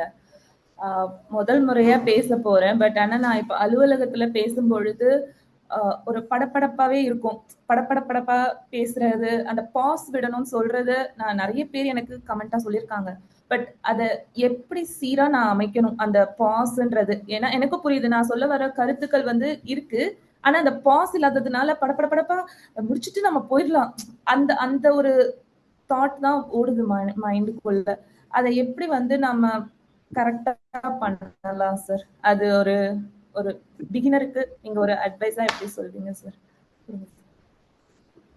ஃபர்ஸ்ட் திங், பாஸ் கொடுக்கறது வந்து ஒரு நெகட்டிவ் ஆஸ்பெக்ட்னு நினைக்காதீங்க. தேவைப்பட்ட இடத்துல பாஸ் கொடுக்கணும். ஒரு முக்கியமான விஷயத்த சொல்லும் பொழுது அந்த இடத்துல ஒரு பாஸ் கொடுக்கலாம். ஏன்னா அதை அசிமுலேட் பண்றதுக்கு நீங்க டைம் கொடுக்கணும். கேட்கிறவங்களுக்கு அதை டைஜஸ்ட் பண்றதுக்கு கொஞ்சம் டைம் கொடுக்கணும். அப்படியான்னு சொல்லிட்டு அதை டைஜஸ்ட் பண்றதுக்கு முன்னாடி அடுத்தது கொடுத்தீங்கன்னா முதல்ல இது வந்து வாந்தி எடுத்துருவாங்க. அது உள்ள போகாது அவங்களுக்கு. இது வந்து நடைமுறையில கொஞ்சம் கேர்ஃபுல்லா இருக்கணும். சில சமயம் நீங்க பாஸ் கொடுத்தீங்கன்னு வச்சுக்கோங்க, அந்த கேப்ல அவங்க பேச ஆரம்பிச்சிருவாங்க. அதனால நீங்க சமயம் பார்த்துட்டு அதுக்கு தகுந்த மாதிரி நீங்க மேனேஜ் பண்ணணும். பட் டோஸ்ட் மாஸ்டர் ஸ்பீச்சில் நீங்க தைரியமா பாஸை யூஸ் பண்ணலாம். பாஸ் நீங்க யூஸ் பண்ற டெலிபரேட்டா யூஸ் பண்ணக்கூடிய ஆளா இருக்கீங்க அப்படின்னா நீங்க கான்டென்ட்ல தரோவா இருக்கீங்கன்னு அர்த்தம். தரோவா இருந்தாதான் ஒரு டெலிபரேட் பாஸ் கொடுக்க முடியும். இல்லைன்னா அந்த பாஸ் ஒரு தடங்கல் மாதிரி, நீங்க மறந்து போயிட்டீங்க, அதுக்காக அந்த பாஸ் மாதிரி ஆயிடும். பிளான்டு பாஸா இருக்கணும். அப்ப பாஸ் பண்ணும்போது அப்பதான் இந்த பாடி லாங்குவேஜ் ரொம்ப யூஸ்ஃபுல்லா இருக்கும். அப்போ வந்து finally after the 3rd week he died. இந்த he died சொன்ன உடனே ஒரு ஆள் மேல ஐ கான்டாக்ட் பண்ணுங்க. அவரை பார்த்தீங்கன்னா அவர் தலையாட்டுவார், இல்லைன்னா பயந்துருவார். ஏன்னா நம்ம கொஞ்சம் ஒரு ஒரு ஐ கான்டாக்ட் பண்ணும்போது ஒரு சிலருக்கு பயம் வந்துடும். அவரை பாருங்க, தைரியமா பாருங்க. Pause helps you to emphasise the value of the message. அதனால நீங்க தைரியமா அந்த பாஸ் கொடுக்கலாம். அதுக்கப்புறம் நீங்க கண்டினியூ பண்ணலாம். அதுக்கப்புறம் நீங்க ஐஸை ஷிஃப்ட் பண்ணி நீங்க ஸ்டேஜ் யூசேஜ் சேஞ்ச் பண்ணிட்டு அடுத்து அங்கேருந்து கண்டினியூ பண்ணலாம். ஒன்னு அதை அப்ரிஷியேட் பண்ணுவாங்க. முக்கியமா நீங்க மறந்துட்டீங்கன்னா, ஏதாவது வார்த்தைகளை அடுத்த வார்த்தையை மறந்துட்டீங்கன்னா தைரியமா பாஸ் கொடுத்துட்டு ஒருத்தர் ஐ கான்டாக்ட் பண்ணுங்க. அவர் டெலிபரேட் ஐ கான்டாக்ட் தான் நினைப்பாங்க. ஆனா நீங்க அடுத்த வார்த்தை யோசிச்சுட்டு இருக்கீங்க. டக்குன்னு இல்லைன்னா ஏதோ ஒரு வார்த்தை யூஸ் பண்ணிட்டு கண்டினியூ பண்ணி அடுத்த ஆளை பார்க்க ஆரம்பிச்சிருங்க. டோஸ்ட் மாஸ்டர்ல தங்கு தடை இல்லாம இதெல்லாம் பிராக்டிஸ் பண்ணுங்க. தப்பு நடந்தாலும் பரவாயில்ல, ஃபெயில் ஆனாலும் பரவாயில்ல. Long pause will be counted as a crutch. Long pause, short பாஸ்ன்னு இருக்கு. ஷார்ட் பாஸ்ன்றது ஒரே சென்டென்ஸ்ல வேர்டுக்கு நடுவில் நீங்க பாஸ் கொடுத்தீங்கன்னா அது ஷார்ட் பாஸ். ஒரு சென்டென்ஸுக்கு அடுத்த சென்டென்ஸுக்கு ரொம்ப நேரம் சும்மா இருந்தீங்கன்னா அது லாங் பாஸ். அதை வந்து ஆக்கவுட்டர் நோட் பண்ணிப்பாங்க, நோட் பண்ணி ஹைலைட் பண்ணிடுவாங்க. அந்த தப்பெல்லாம் பண்ணுங்க. Toastmasters is the platform where you can learn through your failures. அதை ஞாபகம் வச்சுக்கோங்க. உங்களுக்கு சைக்கிள் மெயின் டிராஃபிக்ல உங்களுக்கு 2 வீலர் ஓட்டணும்னா கிரவுண்ட்ல நீங்க 10 தடவை கீழே விழணும். லேசா ஸ்கிராச்சிங், ப்ரீடிங் எல்லாம் நடக்கணும். ஆனா மெயின் ரோட்ல வந்துட்டீங்கன்னா ஒரு தடவை கூட நீங்க கீழே விழக்கூடாது. அதுக்கு நீங்க 10 தடவை கீழே கிரவுண்ட்ல விழணும். So toast master is a ground, not the final stage. அதனால கீழே விழறதுக்கு தயங்காதீங்க. உங்களுடைய ஈகோ பார்க்காதீங்க, என்னோட இமேஜ் கெட்டு போயிடும் அப்படியெல்லாம் பார்க்காதீங்க. தப்பு பண்றதுக்கு தான் ஏன் வந்திருக்கேன், நான் ப்ராக்டிஸ் பண்றதுக்கு தான் வந்திருக்கேன். அதுக்கு தான் எவாலுவேட்டர் இருக்காங்களே, அவங்க சொல்லுவாங்க இது நீங்க சரி பண்ணிட்டு அது சரி சரி சரி சொல்லுங்க. அதுக்கப்புறம் உங்களுடைய வெல் விஷர் கிட்ட ஆஃப்லைன் ஃபீட்பேக் கேளுங்க. ஸ்பீச் முடிஞ்ச உடனே அவங்க கிட்ட ஆஃப்லைன் இந்த வெல்விஷர் இருப்பாங்க, கொஞ்சம் விஷயம் தெரிஞ்ச ஆள், அவங்க கிட்ட சொல்லுங்க. சில விஷயங்கள்ல எவாலுவேஷன்ல மேடையில சொல்ல முடியாது, சொல்லக்கூடாது. ஃபார் எக்ஸாம்பிள் உங்க கிராமர் நல்லா இல்லைன்னு வச்சோங்க, அது மேடையில சொல்லக்கூடாது. அதை வந்து நீங்க தனிப்பட்ட முறையில கேட்டா அவங்க சொல்லுவாங்க, ஆமா உங்க கிராமர்ல கொஞ்சம் ப்ராப்ளம் இருந்தது, அடுத்தது பார்த்தோம் சொல்லிட்டு. அதனால உண்மையிலேயே உங்களுக்கு இம்ப்ரூவ் பண்ணணுன்ற ஒரு இன்ட்ரெஸ்ட் இருந்ததுன்னா உங்களுடைய வெல்விஷர் கிட்ட ஆஃப்லைன் ஃபீட்பேக் கண்டிப்பா வாங்கிட்டு அதை நோட் பண்ணிக்கோங்க. நம்பர் 1. நம்பர் 2, உங்களுடைய ஒவ்வொரு ஸ்பீச்சையும் நீங்க வீடியோ ஷூட் எடுங்க. வீட்டுக்கு போய் அந்த வீடியோ பாருங்க. You are the best evaluator for your self. உங்களோட ஒரு பெஸ்ட் எவாலுவேட்டர் கிடையவே கிடையாது. நடிகர்கள் எல்லாம் அப்படிதான் பார்ப்பாங்க, இந்த சீனை நான் இப்படி பண்ணிருக்கலாம் அப்படி பண்ணிருக்கலாம் வெளில சொல்ல மாட்டாங்க, ஆனா அடுத்த படத்துல இம்ப்ரூவ் பண்ணுவாங்க. அதே மாதிரிதான் நீங்களும் ப்ராக்டிஸ் பண்ணுங்க. அதனால பாஸ் சைலன்ஸ் சரியான இடத்துல கொடுத்தீங்கன்னா அதோடைய வேல்யூ எங்கேயோ போயிடும். ஓகே, நன்றி சார். தேங்க்யூ.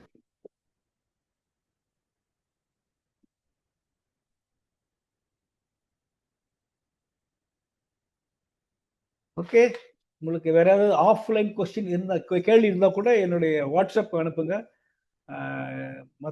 உதவி பண்றதுக்கு நான் சந்தோஷமாக செய்வேன், தயாராக இருப்பேன்.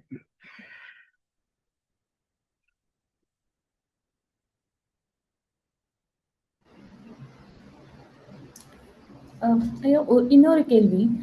இப்போ என்னோட பசங்க வந்து சின்ன பசங்க, ஒரு 9 வயசு பசங்க. இப்போ அவங்கள வந்து எப்படி தைரியமா பேசுறதுக்கு நம்ம இன்ஃப்ளூயன்ஸ் பண்ணணும்? ஏன்னா இப்போ நான் வந்து கொஞ்சம் ஹெசிடேட் பண்ணுவேன், கொஞ்சம் ஷையா ஃபீல் பண்ணுவேன், ஏதாவது சொல்லிடுவாங்களோன்னுலாம் நான் நினைக்கிறேன். ஆனா இப்போ அவங்களும் அதே மாதிரி இருக்காங்களோ, அதை எப்படி மாத்தணும்? ஆக்சுவலா உங்களோட என்னுடைய கோர்ஸ்ல ஜாயின் பண்ணி விட்டுருங்க. கண்டிப்பா கண்டிப்பா சார். நான் பப்ளிக் ஸ்பீக்கிங் சில்ட்ரனுக்கும் நடத்துறேன் நான். பட் சிக்னிஃபிகண்ட் டிரான்ஸ்ஃபர்மேஷன் நான் சில்ட்ரன் கிட்ட பார்க்குறேன். அடல்ட்ஸை விட அடல்ட்ஸினுடைய லேர்னிங் எபிலிட்டி சில்ட்ரனோட கம்மி. ஏன்னா அவங்க மைண்டில் நிறைய கவலைகள் பிரச்சனைகள்லாம் ஓடிட்டு இருக்கு, இதையே அவங்க ஃபோக்கஸ் பண்ணுறதில்ல. ஆனால் சின்ன பசங்க அப்படி கிடையாது. ஃபர்ஸ்ட் செஷனில் பார்த்தீங்கன்னா ரொம்ப தடுமாறுவாங்க, செகண்ட் தேர்ட் செஷன்லேயே அவங்களோட டிரான்ஸ்ஃபர்மேஷன் சிக்னிஃபிகண்ட்டாக இருக்கும்.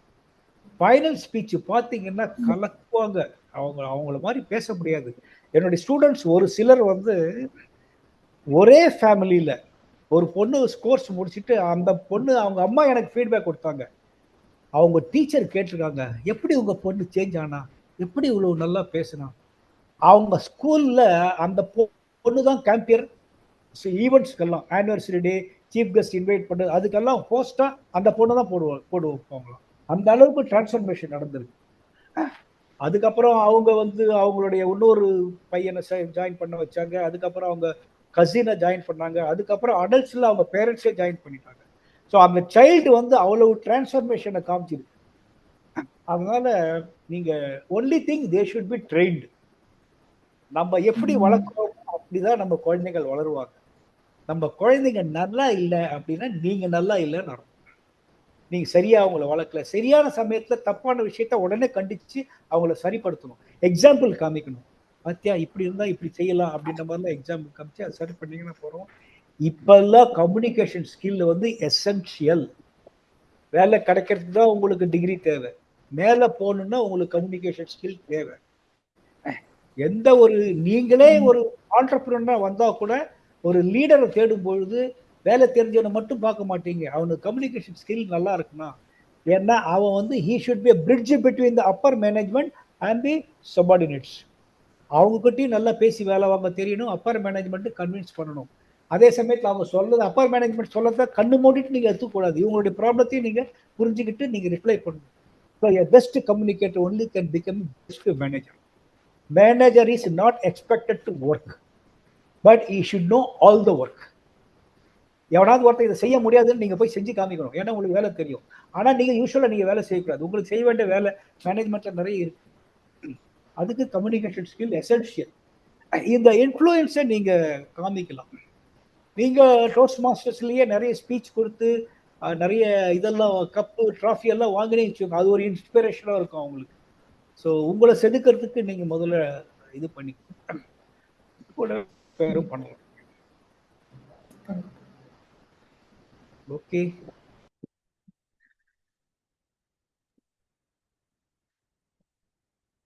ஓகே. ரொம்ப இன்ட்ராக்டிவா இருந்தது. எனக்கு ரொம்ப சந்தோஷமா இருக்கு. பொதுவா பொதுவா நான் இந்த ஆன்லைன் மீட்டிங் ஒத்துக்கவே மாட்டேன். ஏன்னா முக்காவாசி பேர் வீடியோ ஆஃப் பண்ணி வச்சிருப்பாங்க. இந்த கருப்பு ஸ்கிரீன் கிட்ட பேசுறது எனக்கு பிடிக்காது. மக்கள் கிட்ட பேசணும். அவங்களோட ரியாக்ஷனை நான் பார்க்கணும். அதுக்கு தகுந்த மாதிரி என்னை கஸ்டமைஸ் பண்ணிக்கலாம். சரி, நல்லா பேசுற போறதுக்கு இப்படியே கண்டினியூ பண்ணலாம். ஒரு சிலர் கொட்டாய் விட்டாங்கன்னா சரி இந்த டாபிக் சரி இல்லை நம்ம சேஞ்ச் பண்ணலாம் அப்படின்னு நம்ம கஸ்டமைஸ் பண்ணிக்கலாம். பட் நீங்க எல்லாம் ஒரு நல்ல ஒரு அட்டென்டிவா ஃபுல்லா பார்த்து கவனிச்சீங்க. அதுக்கப்புறம் நிறைய கேள்வி கேட்டீங்க. இப்போ விட நீங்க முடிக்கிறதுக்கு ட்ரை பண்றீங்க. ஏன்னா டைம் ஆயிடுச்சு. நாளைக்கு நீங்க ஆபீஸ் போகணும். அதனால ரைட். அதர்வைஸ் எனக்கு ரொம்ப சந்தோஷம். இந்த வாய்ப்பை கொடுத்த மாவட்ட இயக்குனர் திரு கதிர்பாலனுக்கும் என்னை இந்த சிங்கப்பூர் மக்களுக்கு டோஸ்ட் மாஸ்டருக்கு அறிமுகப்படுத்திய டோஸ்ட் மாஸ்டர் சண்முக பிரியா அவர்களுக்கும் என்னுடைய நன்றியை தெரிவித்துக் கொள்கிறேன். மிக்க நன்றிங்க, மிக்க நன்றி. நான் ஒரு சின்ன நன்றியோட முடிச்சிடலாம். உங்கள்கிட்ட பேச தொடங்கும் போது தலைப்பு கேட்டேன், வெற்றிகரமான மேடை பேச்சின் சூட்சமங்கள் அப்படின்னு சொல்லிட்டு தலைப்பு கொடுத்தீங்க. இப்ப அங்க கலந்துகிட்ட அத்தனை பேருக்கும் அந்த சூட்சமங்கள் தெரிஞ்சிருக்கும்னு நினைக்கிறேன். நீங்க சொன்ன அந்த ரகசியத்தை பயன்படுத்தி அடுத்தடுத்த பேச்சுகளை கண்டிப்பா அவங்க ஒரு சாதனை படைப்பாங்க அப்படிங்கிறத நம்புறேன். பேச்சை பத்திய பின்னூட்டம் நான் தரணும் அப்படிங்கிற ஒரு அவசியம் நினைக்கிறேன். ஏன்னா நீங்களே வந்து ரொம்ப இன்டராக்டிவா செஷனை கொண்டு போனீங்க. நம்முடைய கலந்துகிட்ட அத்தனை பேருமே நல்ல பின்னூட்டம் கொடுத்தாங்க. அது அப்போ எந்த வகையில சிறப்பா இருந்தது அப்படிங்கிறத நம்ம பார்க்கலாம். நீங்க ஸ்பீச்ல முக்கியமா அந்த மேடையை சொல்லும்போது நான் கூட லாஸ்ட் அந்த இன்டர்நேஷனல் ஸ்பீச் இப்போ செகண்ட் ரன்னர் அப்னு நினைக்கிறேன். அவர் இப்படிதான் மேடை வந்து அவங்க அம்மா சமையல் பண்ற இடத்த ஒரு இடமாவும், அப்புறம் அவங்க அந்த இதோட தீம் வந்து என்னன்னா மத்தவங்களை எப்படி உதவி பண்ணணும் அப்படிங்கிறதா. அது வந்து இன்னொரு தொண்டு ஊழிய செய்யற இடத்துல அதை இன்னொரு இடமும் காட்டினாரு. அது இப்போ வரைக்கும் என்னோட கண்ணுக்குள்ள நிக்குது. அதை ரொம்ப அழகா டிவைட் பண்ணி பண்ணியிருந்தாரு. அதே தான் உங்களோட ஸ்பீச்லயும் நான் பார்த்தேன். அது ரொம்ப அது எல்லாம் அந்த டெக்னிக் வந்து இப்போ எல்லாருக்குமே தெரிஞ்சிருக்கும்னு நினைக்கிறேன். எப்படி வந்து ஏன்னா நீங்க சொன்ன மாதிரி ஒவ்வொன்றுமே அது முக்கியம். பாடி லாங்குவேஜா இருக்கட்டும், இல்லைன்னா ஐ கான்டாக்ட், அது ஒன்னொன்னு எந்த அளவுக்கு முக்கியங்கிறது ரொம்ப சிறப்பா ரொம்ப அதை வலியுறுத்தி சொன்னீங்க. அது எல்லாருக்குமே ரொம்ப பயனுள்ளதா இருக்கும். அதை பயன்படுத்தி கண்டிப்பா மாவட்டம் டீல இருக்கிற அனைத்து உறுப்பினர்களும் பயன்பெறுவாங்க நான் நம்புறேன். நீங்க சொன்ன மாதிரி அறிமுகப்படுத்திய சண்முகப்பிரியா அவர்களுக்கும் நன்றி தெரிவிச்சுக்கிறேன். ஐயா ஹரீஷன் ஐயா வந்து இவ்வளவு பணிகளுக்கு இடையில கலந்துக்கிட்டாங்க. அவங்க இருக்காங்களான்னு இப்ப தெரியல, இருந்தா நம்ம பேச சொல்லலாம். வசந்தம் அம்மா, அப்புறம் அனைத்து மன்ற தலைவர்கள், உறுப்பினர்கள் கலந்து கொண்டு பயன்பெற்ற அனைவருக்கும் நமது மாவட்டம் டீயின் சார்பாக மிக சிறப்பான நன்றிகளை தெரிவித்துக் கொள்கிறேன். உங்களுக்கு மிக்க மிக்க நன்றிங்க ஐயா. நீங்க ஒரே ஒரு வார்த்தை தான் கேட்டோம், உடனே நீங்க அதை பண்ணிக்கிட்டு, ஏன்னா நீங்க நிறைய என்னெல்லாம் பண்றீங்கன்னு அந்த லிஸ்ட்டை பார்த்தாலே தெரியும். அவ்வளவு ஒரு பிஸியான ஷெட்யூல எங்களுக்கு பண்ணி கொடுத்தது ரொம்ப சிறப்பா இருந்துச்சு. நம்ம தொடர்ந்து பயணிப்போம். உங்களுடைய ஆதரவு எப்பொழுதும் எங்களுக்கு தேவை. அனைவருக்கும் மிக்க நன்றி. நான் இத்தோட இந்த கூட்டத்தை முடிச்சுக்கிறேன். நான் இப்ப இந்த ரெக்கார்டை ஐயா இருக்கீங்களா? ஹரிஷன் ஐயா இருக்கீங்களா? நான் உங்களுக்கு இங்கே இன்ட்ரோடியூஸ் பண்ணிடலான்னு பார்த்தேன். இருந்தாங்க, உள்ள ஜாயின் பண்ணாங்க. சரி, அப்புறம் நம்ம காலில் பேசிக்கலாம், அழைச்சி பேசிக்கலாம். நான் இப்போ இந்த ரெக்கார்டை ஸ்டாப் பண்ணிடுறேன். அனைவருக்கும் மீண்டும் மீண்டும் நன்றி.